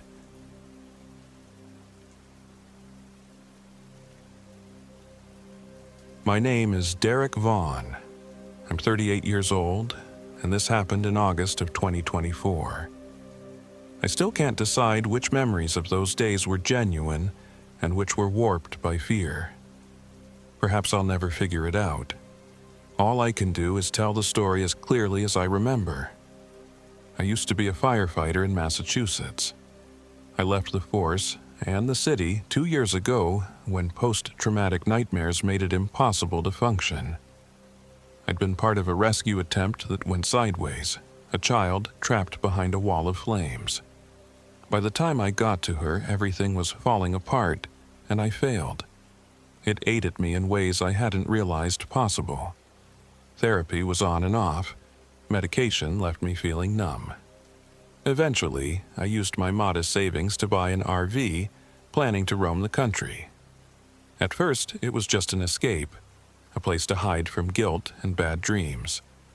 But gradually, I discovered wildlife photography, learning to sit in the hush of forests, capturing the subtle brilliance of animals in their natural habitats. It soothed me more than any pill ever had. In early August, I drove my aging Coachman RV into Vermont, searching for the next scenic spot to park for a few days. My research kept pointing me toward Glastonberry Mountain, part of the so-called Bennington Triangle. I'd heard rumors, people going missing, odd sightings, strange lights. Most such legends turn out to be local folklore or overblown campfire stories. I figured a remote mountain would be perfect for photographing black bears, moose, or the occasional bobcat. Besides, I'd handled real fires and genuine life-or-death emergencies. Weird legends didn't scare me. The 2-lane back road meandered through thick forest, climbing steadily. The further I went, the more the cell signal wavered and died. Towering pines and maples threw the roadway into shadow even at midday. My RV rattled around a corner, and I nearly missed the small sign for Sadie's General Store. It looked plucked from another century. A sagging wooden facade, a single gas pump out front, and a hand-painted sign that read "Open." I'd intended to drive straight to the campsite, but a random impulse told me to stop. Maybe it was curiosity or hunger. The store's screen door creaked when I stepped inside, dust motes swirling in a sunbeam.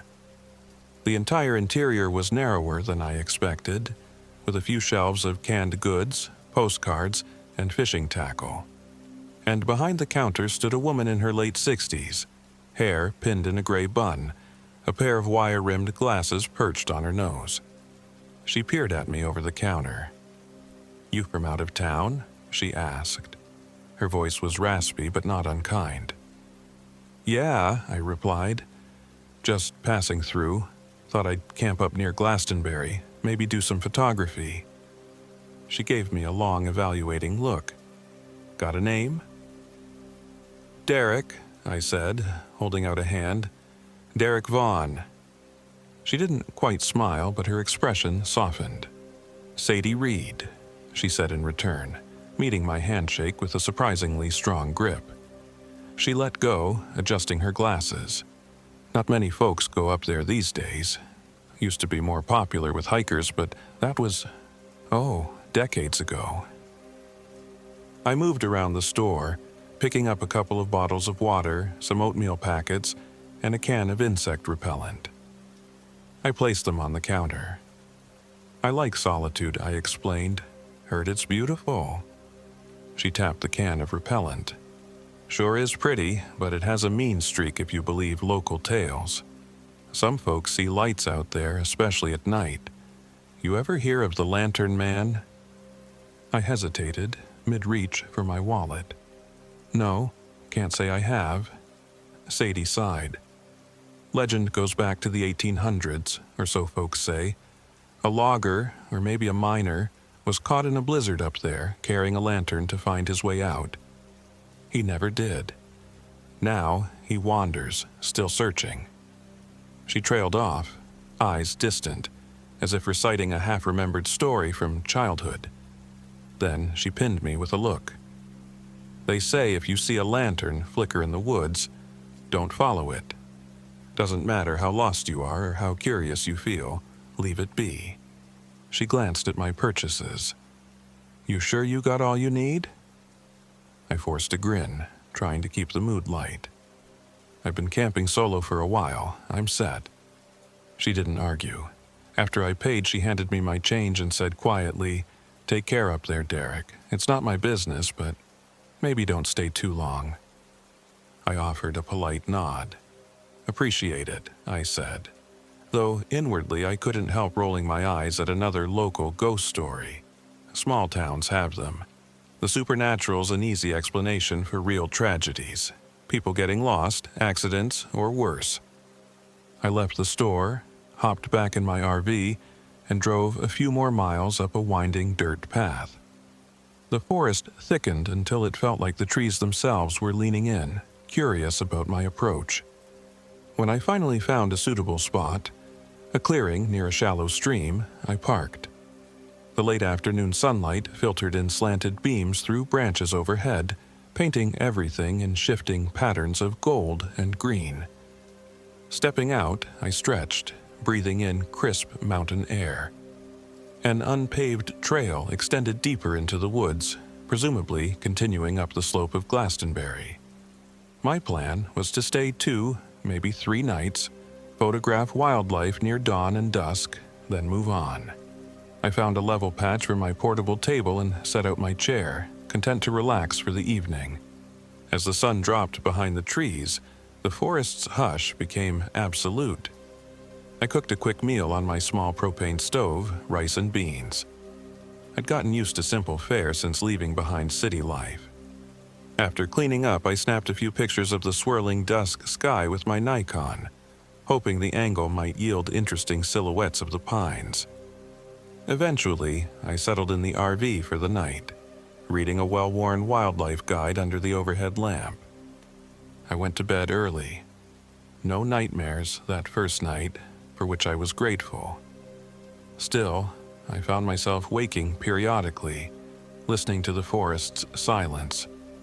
By morning, I felt oddly uneasy, but brushed it off as typical first-night jitters in a new place. The next day, I decided to explore a bit. The forest was dense, but I followed an old logging road that meandered higher up the mountain. Birdsong accompanied me, the undergrowth rustling with squirrels or chipmunks. With my camera slung around my neck, I was ready to capture any wildlife. I was more than an hour in when I noticed a flicker of bright color through the trees, royal blue nylon. Curiosity piqued, I cut through the brush. I emerged in a small clearing, where an abandoned campsite awaited me. A single-person tent, partially collapsed, was staked at a crooked angle. Fallen leaves littered the entrance, suggesting it had been there a while. A backpack leaned against a tree, still zipped shut. The entire scene felt untouched, like the occupant had stepped away for a moment and never returned. Alarm prickled my senses. Could someone be hurt or lost? I circled the site, calling a hesitant, "Hello? Anyone here?" No reply. I peered into the tent's open flap. The interior was damp with morning dew, bedding crumpled. I didn't want to intrude, but something told me to check for an ID. That's when I found a small canvas-bound journal near the foot of a sleeping bag. The front page read, Elliot Kessler. No address, no phone number. I flicked through the pages, guilt nibbling at me for invading someone's privacy, but my concern for a missing camper outweighed it. The early entries seemed normal. Notes about hiking trails, personal commentary about being bored with a desk job, references to beautiful scenery. The tone changed abruptly about a week in. One line read, "Seen a strange light in the forest after dark. Thought it was fireflies at first, but it's a single glow, shifting between the trees." Then the next day's entry. Heard footsteps last night, couldn't sleep. Further pages described the light more vividly. A lantern? That's insane, but it flickers like an old oil lamp. When I look away, it's closer. I swear I'm not imagining it. My pulse sped up reading those lines. Lantern. That's what Sadie mentioned, I muttered. I skimmed forward. The last few nights I've circled back to the same spot. I can't seem to leave. My compass spun. The store lady said not to follow it, but I keep seeing it from my tent. Feels like it's drawing me out. My palms felt clammy. This sounded dangerously close to mania or panic. The final pages were scribbled with shaky handwriting. If I pick it up, does that mean I'm his? I keep hearing footsteps. The flicker is so close. I told myself to ignore it, but I can't. It's like a moth to flame. God help me. The last line trailed off into an ink smear. I snapped the journal shut. Adrenaline pumped through me. Part of me insisted it was just a person messing with him, or a prank. But the empty campsite, the leftover gear, and the mention of that lantern man forced a flutter of nervousness in my chest. I spent another half hour searching the area, calling out, checking for footprints. The forest floor was layered in old needles and decaying leaves, making it impossible to track anything. In the end, I was left with more questions than answers. I slipped Elliot's journal into my camera bag. I wanted to show it to authorities or maybe to Sadie for clues. Then, heart heavy with concern, I started back toward my RV. All the while, the hair at the back of my neck tingled, as if unseen eyes tracked my movement. A few times I stopped, scanning the underbrush. I saw nothing, just a gentle breeze stirring ferns and pine boughs. Birds called overhead, oblivious.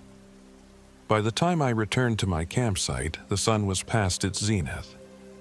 I drank some water, wondering if I should cut my trip short and notify the police immediately. Then I remembered. No phone service, the general store might have a phone, or I could drive down to a more populated area. Either way, it would be at least a couple of hours of bumpy driving on these dirt roads. I decided I'd leave first thing in the morning. A rational plan, but the pit in my stomach persisted. As evening approached, I read more of Elliot's journal. The repeated references to the lantern light and how it drew closer when he blinked made my skin crawl. It felt paranoid, yet he was obviously terrified, and now he's gone. Dinner was a tasteless affair, boxed mac and cheese. My appetite was shot. The dusk sky turned from orange to purple, and the forest settled into near silence. Too anxious to sleep, I sat near a small fire scanning the trees for any sign of movement. That's when I noticed the faint glow deep in the darkness. At first, I told myself it was a reflection, maybe moonlight on wet leaves. But it didn't look like moonlight. Instead, it bobbed ever so slightly, flickering. My heart jumped. I recalled Sadie's words. If you see a lantern, don't follow it. Sure enough, it was that distinct color of flame. yellowish white near the center, soft orange around the edges. Not an electric flashlight beam. I forced myself to keep my seat, watchful. It's just some camper or night hiker, I reasoned, but it was far too late for casual hiking, and that solitary glow was strange. After a minute, the light blinked out. I exhaled shakily, relieved it was gone. I added more wood to the fire, the crackling flames making me feel safer. An hour passed with no further sign of it. The forest was quiet except for the occasional soft rustle. Telling myself to stay rational, I banked my campfire and retreated into the RV. Locking the door felt a bit silly. It's an RV in the middle of nowhere, but it gave me a measure of comfort. I sat in my driver's seat, flicking on the overhead cab light to read. I didn't want to be in the dark. Then movement caught my eye through the windshield. I glanced up. At the far edge of my headlight's range, the lantern glow flickered again. My breath caught in my throat. It was closer now, perhaps 20 feet nearer than before. I felt like it had approached the boundary of my campsite, just out of the direct light. A primal fear twisted my gut. Carefully, I turned off the overhead lamp, letting darkness consume the RV interior. In the gloom, I watched that light. It remained steady, like someone holding a lantern at waist height. But I saw no figure, just that pale glow. After a few beats, it winked out once more, leaving the night even blacker by comparison. My heart hammered so hard I thought my ribs would crack. "You're imagining things," a small voice in my head whispered. But I couldn't deny what I'd seen. I ended up falling asleep in the driver's seat, flashlight in one hand, Elliot's journal in the other. If anything else happened that night, I didn't notice. At daybreak, I jolted awake to find my back stiff and the sky already brightening. I wasted no time packing up, coiling my extension cords, stowing my cooking gear, double-checking that I left nothing behind. I wanted out. I hopped into the driver's seat, turned the key in the ignition. The engine coughed weakly. My stomach sank. I tried again, nothing. My battery gauge read nearly empty. That made no sense. I tested the battery not 2 days ago. I'd also driven here without any issues. Yet, the engine refused to turn over, as if it were drained. I rummaged for my jump starter kit in the storage compartment. The kit's built-in battery was also strangely depleted. None of it made sense. A swirl of dread gnawed at me, but I had no time for panic. My next best option was to walk down the logging roads toward Sadie's store. It was maybe 8 or 9 miles from what I recalled. That meant hours of hiking, but if I set off soon, I'd arrive by mid-afternoon. So I threw some essentials in a day pack: water, a few granola bars, a small first aid kit, and my camera, out of habit. I stuffed Elliot's journal inside, planning to show it to Sadie. With a deep breath, I locked up the RV and started walking. The sky was clear, the morning chill invigorating, but my nerves stayed on edge. The forest was quiet in that way that suggests everything is listening. My footsteps crunched over stones and twigs on the old track. A mile in, I checked my phone for signal, still nothing. The battery indicator was fine, at least, so I used its GPS to see if I could find any sign of a route. The display kept flickering, struggling to pinpoint my location. The digital map glitched, showing me off track or spinning. I muttered a curse. No help there. I trudged on, trying to keep the sun's position as a rough guide. The morning gave way to midday in what felt like a blink. My sense of time frayed as I navigated twist after twist in the road. Around noon, I found a vantage point where I could see the slope of Glastonberry behind me. The day was bright, the sky crisp and blue. That normalcy clashed with the pit in my stomach. Maybe half an hour later, I reached a fork in the road. One branch angled up a gentle hill, the other curved down toward a shallow ravine. I was certain I hadn't seen this fork on my drive-in. Had I missed it, or was I just turned around? My frustration grew. I tried the downward path, figuring it was more likely to lead out of the mountains. The more I walked, the deeper the sense of being watched. Tree branches overhead created a tapestry of leaves that filtered the light, making it feel like late afternoon already. I rounded another bend and saw something that made my heart lurch. A rusted-out old lantern lying in the middle of the trail.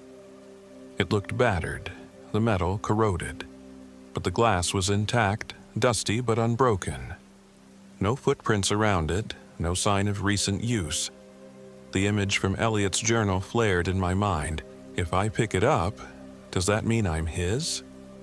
My pulse kicked into overdrive. I refused to approach it, skirting a wide distance around. The second I got past it, however, I froze. Something about the trees to my right looked different. A shape stood among them. Tall, gaunt, cloaked in the gloom. For a split second, I thought it was a tree trunk. Then it shifted. My chest constricted as I realized it was a silhouette of a man in old-fashioned clothing. A threadbare coat, maybe, or a long duster. He was far enough away that I couldn't see his face, but he carried a faintly glowing lantern, not rusted like the one on the path. The flame inside flickered a sickly pale hue. Even at that distance, I could sense he was staring at me. I took a step back, my breath ragged, the daypack's strap digging into my shoulder. The figure didn't move toward me. He just lifted the lantern a few inches, as if in quiet greeting. Some part of my mind urged me to call out, to see if it was a lost hiker, but the silent dread pouring off him made it impossible for me to speak. My mouth felt stuffed with cotton.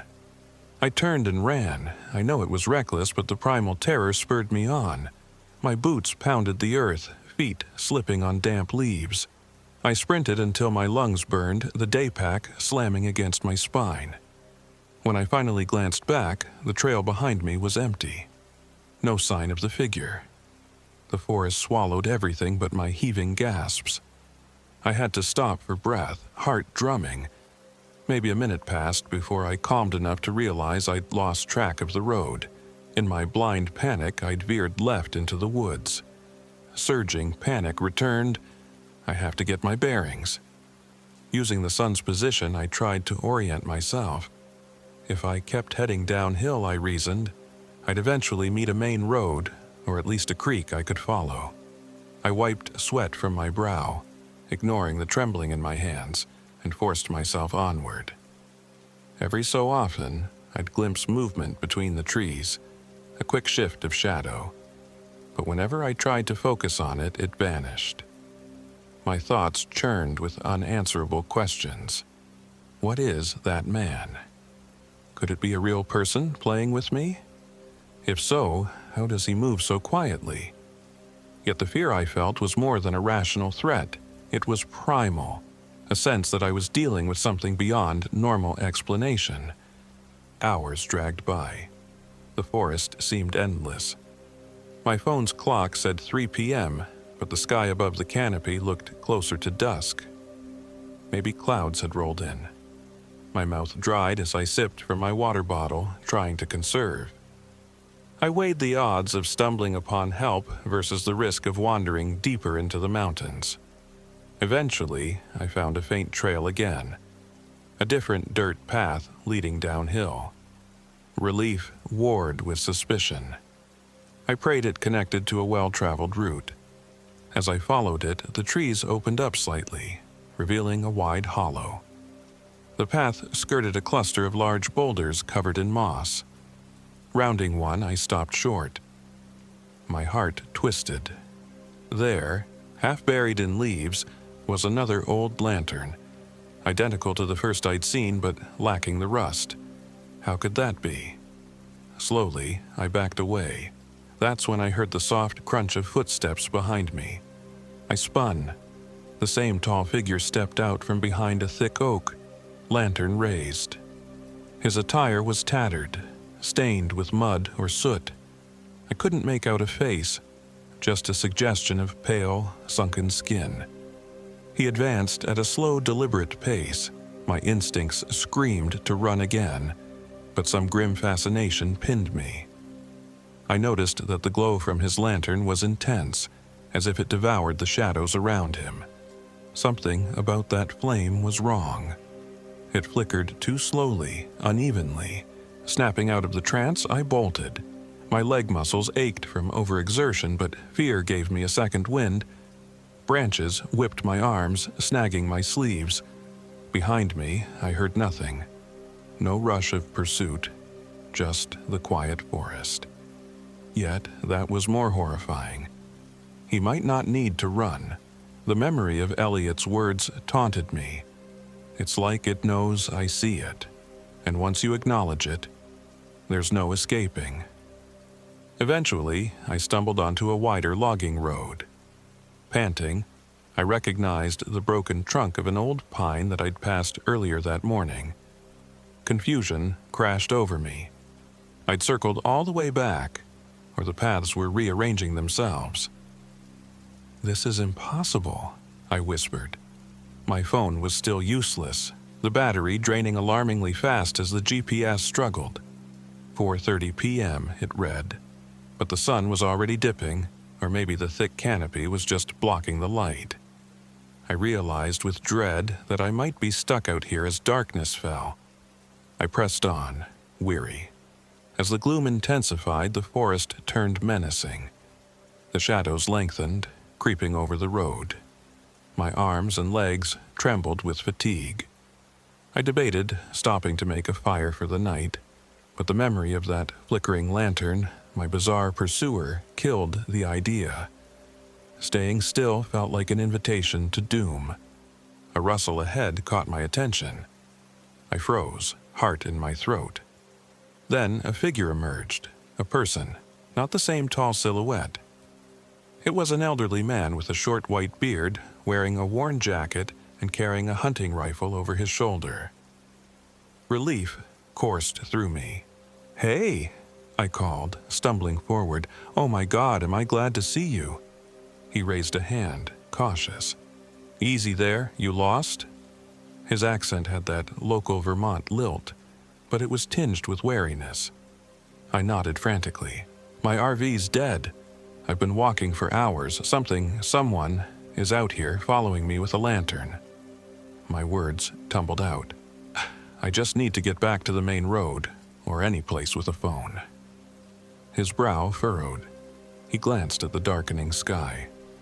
"My cabin's about a mile that way," he said, pointing down the road.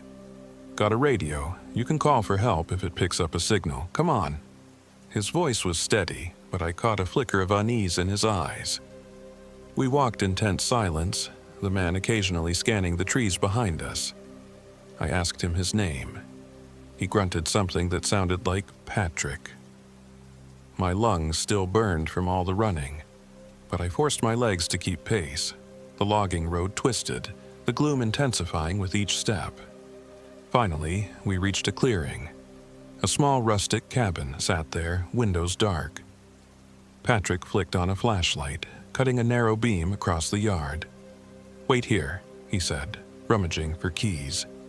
He unlocked the door, gesturing me inside. The cabin smelled of musty wood and old tobacco. A single kerosene lantern, the normal kind, sat on a table, which he lit. The flickering glow cast uneasy shadows. He pointed to a corner table where a CB radio perched. "Try that," he offered, handing me the mic. I keyed it, voice shaky as I spoke. "Hello? Anyone reading me? This is Derek Vaughn. I'm lost in Glastonberry, can't get out. Over." Static hissed, no immediate reply. I tried another channel, heart racing. More static. Patrick hovered near me, brow set in a grim line. Then a faint crackle. "You there, come back." Hope lit me up. "Yes, I'm here. My location is near, well, I'm not sure, a small cabin. A man named Patrick is with me. My RV's down." Before I could finish, the radio squealed in feedback. Then a chilling voice whispered through the static, "Carry it for me." My blood turned to ice. It was the same low, resonant tone I'd half imagined in the woods, whispering in a hissy undertone. Patrick's face went pale. He lunged forward, twisting the dials, shouting, "Who is this? State your name." The radio only spat static, then it went silent. We stared at each other, fear mirrored in his eyes. "Something's messing with the frequency," he said finally, voice hoarse. "Could be a short or—" I cut him off. "No, it's him." My voice trembled. "He's out there. I saw him. He doesn't speak, but—" That was his voice, I know it. Patrick took a deep breath, rubbing the rifle's stock. "I've heard rumors. People call him the Lantern Man. Old tale in these parts. I used to think it was nonsense." He paused, swallowing. "But sometimes I've seen lights in the forest, too." I recounted the abandoned campsite, Elliot's journal, my harrowing day. Patrick shook his head. "Damn it. We'll try in the morning. See if we can walk out or fix your rig. Let's ride the night out here." "Stay here?" I echoed. The thought of that figure creeping around outside terrified me, but exhaustion tugged at me, and the notion of rummaging the woods at night was far worse. Numbly, I nodded. He offered me a dusty sleeping bag on a threadbare couch. He then checked the front door's lock, propped a chair under the handle, and wedged a board across the window. I recognized the tense set of his jaw, the look of a man who'd decided to barricade himself in. I helped reinforce the back window similarly. "If that thing wants in, a few boards won't stop him," I said with a mirthless laugh. Patrick grimaced. "I know, but it makes me feel better." The hours crawled by. He occasionally tried the radio, calling for help. No luck, just bursts of static. We took turns dozing, rifle in one corner, a hunting knife on the table. Around midnight, I had just closed my eyes when Patrick shook me awake. "Listen," he hissed. The night outside was utterly still. Then I heard it, a distant crunch of leaves. Footsteps, slow and deliberate, approaching the cabin. My mouth went dry. Patrick picked up the rifle, posture rigid. We waited, breath suspended in our throats. The steps drew nearer. I expected a knock at the door or a rattling at the windows, but it never came. Instead, I glimpsed a faint glow through a crack in the boards. The glow moved around the cabin, maybe 20 feet out, circling, like it was scanning for a way in. Sweat trickled down my temple. My entire body was on edge. Patrick locked eyes with me, jaw clenched. "Don't open that door," he whispered, "no matter what." We sat there, hearts pounding. The glow made a slow circuit, eventually stopping near the front. I braced for a crash or a shriek, but it vanished. Seconds, then minutes passed. Silence. No further movement. It was as if the Lantern Man had left or was standing out there waiting. We never slept soundly. Dawn came as a gray wash over the horizon. Patrick exhaled a shaky breath. "We'll try heading down to the main road now," he declared. "Stay close." We unbarred the door. Outside, the yard was empty except for morning mist. No footprints on the damp ground, no sign of an intruder. Our relief was tempered by the knowledge that he might still be watching from the trees. Patrick insisted we move quickly. He locked up the cabin and led me along a narrow deer trail to the west, claiming it eventually connected to a rough road that would lead us out. For a while, the sense of pursuit was absent. We marched with the single-minded goal of leaving Glastonberry behind. My legs ached from the previous day's exertion, but adrenaline kept me moving. Patrick was quiet, scanning the forest with the rifle at the ready. After maybe an hour, the trail dipped into a ravine with a small stream. Patrick hopped across some stones, beckoning me. As I followed, I glanced into the water's reflection and froze. There, in the rippling surface, I saw a tall figure perched on the opposite bank. Lantern raised, face partially obscured by swirling distortion. My stomach clenched. I glanced up at the actual bank. Nothing. Looked back at the water. He was still there, as if the reflection belonged to something invisible to the naked eye. A strangled cry escaped my throat and I stumbled. Patrick spun around, but I never got the chance to warn him. The reflection moved abruptly closer in the water, only for the real scene to remain empty. Then a splash behind me, and Patrick screamed. I wheeled around. The lantern man stood in the stream behind Patrick, impossibly close, water swirling around his boots. Or at least, I think it was him. I saw the tattered coat, the raised lantern. His face was a pale blur. Patrick tried to swing the rifle, but the figure gripped the barrel with one spindly hand and twisted. The motion was silent, fluid. The rifle was yanked out of Patrick's grip, flung aside like a twig. My heart hammered so violently I could hardly breathe. I lunged for Patrick, but the lantern man caught him by the shoulder and pulled him backward into the swirling current.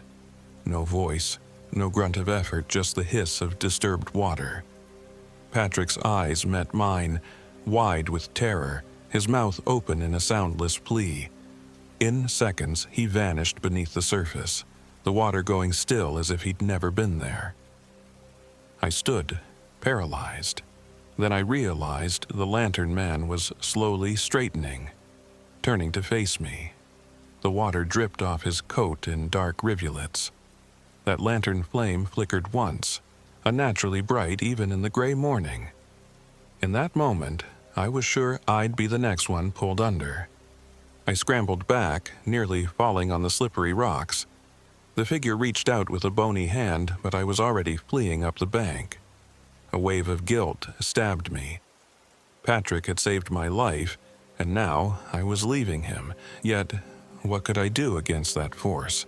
I ran blind, body trembling with adrenaline. Trees blurred by. My mind roiled. He's unstoppable, always walking, never running. The memory of Elliot's scribbled page hammered in my head. If I pick it up, does that mean I'm his? Somehow, I found my way back to the old logging road, the one I recognized from the day before.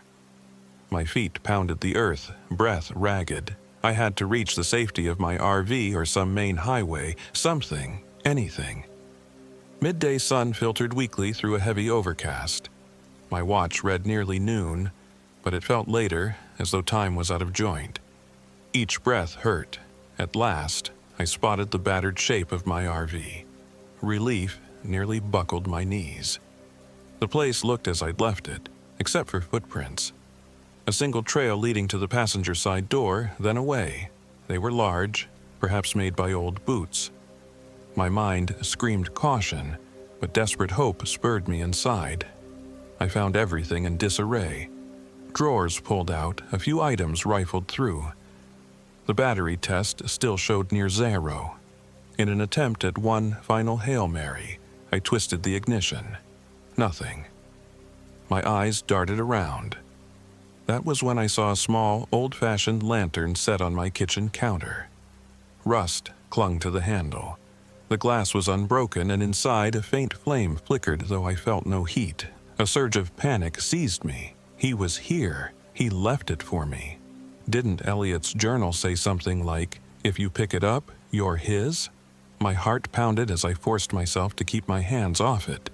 That flame mesmerized me, dancing in slow motion, as though time itself were bending. I grabbed my day pack, rummaging for Elliot's journal. I flipped to the last pages, scanning for any clue. His scribbles read, "The old store lady was right. Don't take it, don't hold it. Don't let him see you looking at it." My chest tightened. He's trying to get me to pick it up. Then, what? A noise outside, footsteps, unhurried but inevitable. My muscles tensed. If I remained inside, I'd be cornered. But going out there might put me face to face with that unstoppable horror. Conflicted, I realized my only chance might be to slip away unseen and follow the roads downhill, keep trying for rescue. I flung the door open. For a moment, the clearing was empty. Then, to my left, the lantern man emerged from behind a crooked pine. The flame in his lantern glowed with that same pale ferocity. My mind screamed. He left one lantern inside and he's carrying another. Was it possible there were multiple?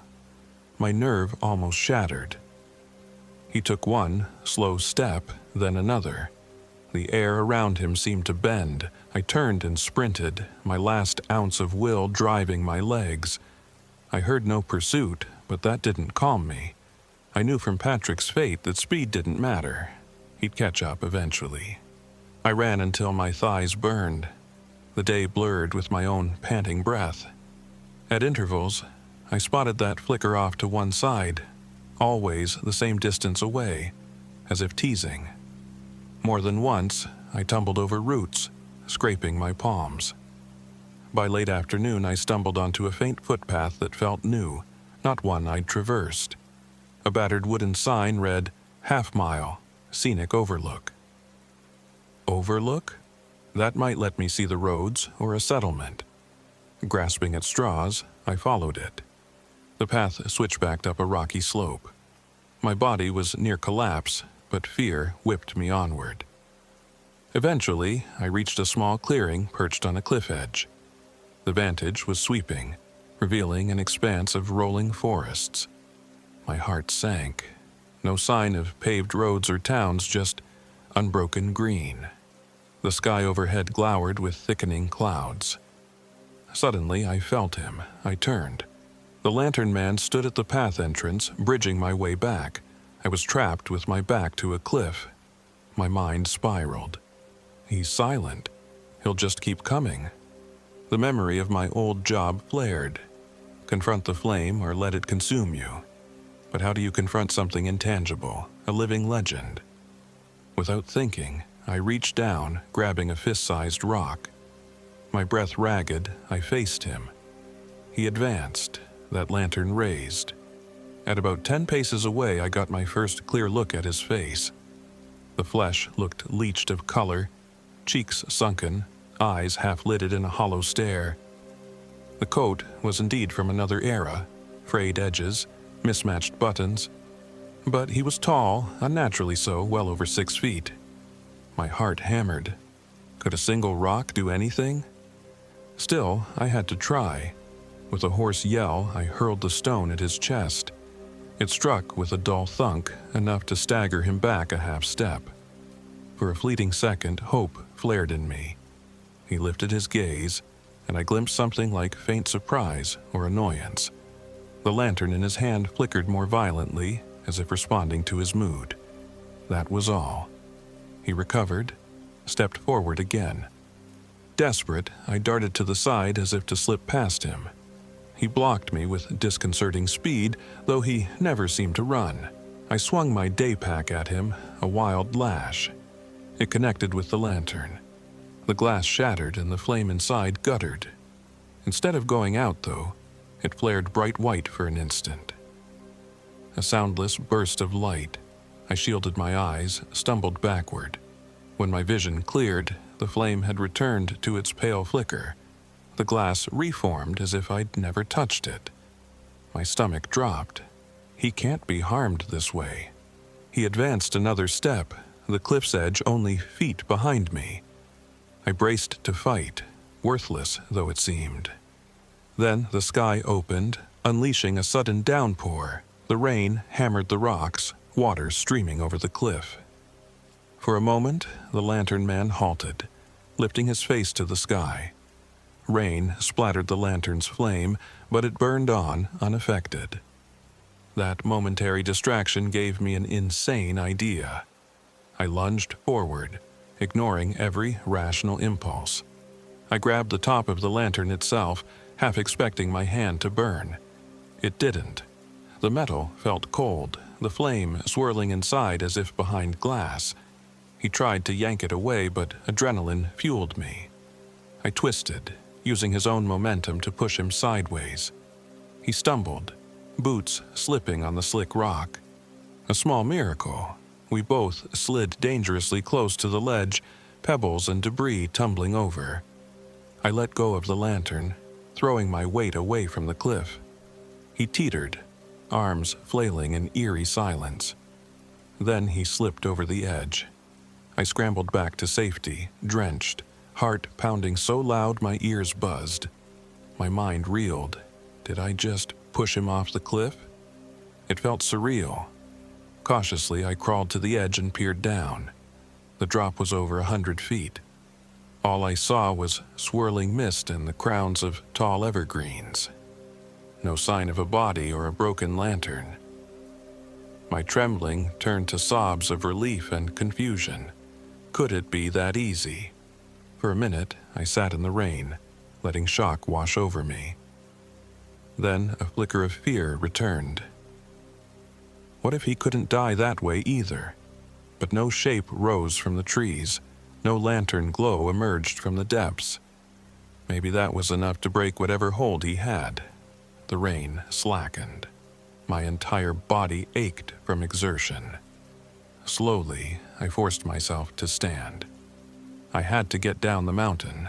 I found a faint slope leading away from the cliff's edge.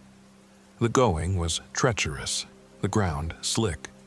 I half fell, half climbed for what felt like hours. Evening shadows merged with the storm's gloom, my exhaustion borderline delirium. At last, I glimpsed a dirt road. Not the same one from earlier, or maybe it was, but either way, it led me downhill. I followed it blindly. At some point in the darkness, I saw headlights approach. My anxiety flared, half expecting it to be a hallucination. But it was real, a battered Jeep with out-of-state plates. The driver, a young couple on vacation, stared at me with wide eyes. I must have looked like a drenched maniac. After a brief, tense exchange, they let me ride in the back. I babbled something about a monster in the woods. They obviously found me unhinged, but agreed to drive me to the nearest town with a police station. I never found out their names. The ride was a blur of me trembling and them awkwardly trying to reassure me. We reached a small precinct in the outskirts of Bennington close to midnight. An officer on duty took my statement, eyebrows climbing as I described the lantern man. I showed him Elliot's journal. He flipped through it, lips pursed in polite skepticism. "We'll send someone to check the campsite and your RV in the morning," he said. "Right now, I suggest you get some rest. We'll file a missing person report for your friend. Patrick? Did you get a last name?" I realized I hadn't.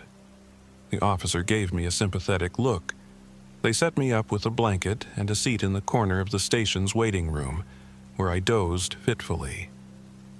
In the morning, a deputy claimed to have driven the old logging roads. "Found no sign of an RV in the spot you indicated," he said. "Are you sure of the location?" I insisted yes, but he only shrugged. "We can try again with a bigger search party, but that's usually a state forest matter. Might take a few days." I was too exhausted to argue. I eventually took a cab to a motel on the edge of town, using a leftover credit card I had. For the next week, I tried to follow up with the local authorities, but they found no trace of my RV or the campsite. They told me the logging roads can be confusing. Sometimes folks with old GPS coordinates end up searching the wrong areas entirely. I had no energy to push harder. I was battered physically and mentally, and I had no appetite for more nights in Vermont's woods. Elliot Kessler's journal remained my only proof of something sinister. The police said they'd investigate that name, but I never heard anything. Part of me wonders if any of it was real. The unstoppable man with the lantern, the illusions in the woods. Yet the memory of Patrick's terrified eyes If you like the before he was video, pulled don't under forget the to leave a stream like and a haunts comment. me. See you Even on in the my next nightmares videos. from the fire department days, I'd never seen fear like that. I left Vermont soon after, hitching a bus south. I replaced my phone, canceled the old line. In the weeks that followed, I scoured online forums and missing persons databases searching for clues. I found scattered references to a lantern man legend, multiple unsolved disappearances near Glastonberry Mountain, some dating back a century. The descriptions were eerily similar. Lone hikers seeing a flicker of light, hearing footsteps at night, leaving behind diaries or notes about a silent, gaunt figure. None offered closure. It's been months since that ordeal. I'm in upstate New York now, staying in a small apartment while I figure out my next steps. Some nights, I wake drenched in sweat, certain I hear slow footsteps outside my window. Logically, I know I'm hundreds of miles away from Glastonberry, but the fear lingers. The memory of that pale figure never fades, nor does the feeling that he was more than just a ghost story. Maybe he's not even tied to that one mountain. Maybe he can roam. The thought keeps me from sleeping. People ask me why I don't do wildlife photography anymore, why I sold my camera gear. I give vague answers about losing interest. The truth is, the moment I raise a lens to look at anything, a part of me fears I'll see that flickering light in the background, creeping closer every time I blink. I survived something out there that defied all logic. I pushed him off a cliff, yet I can't shake the dread that an entity like that can't be killed in the usual sense. So I live each day half expecting that I'll spot a faint glow in the corner of a parking lot at night, or in a reflection of a window, letting me know the lantern man found me again. If you ever find yourself near Glastonberry Mountain, or anywhere in the Bennington Triangle, consider Sadie's warning. If you see a distant lantern at night, do not follow it. Better yet, leave entirely, because once you acknowledge that light, once you truly see him, he may never let you go. And if that day comes, I only hope you find an escape that doesn't cost you your life or your sanity. That's all I can do now. Warn people, and hope it makes a difference. Believe me or not, but remember, some legends are more than stories. Some lights cannot be snuffed out with reason. And if you see him, tall, silent, carrying an old lantern, do not pick it up, do not look at the flame. Turn away, get out. Or you too might join the ranks of those who vanished, leaving behind only questions and a single flickering light in the dark.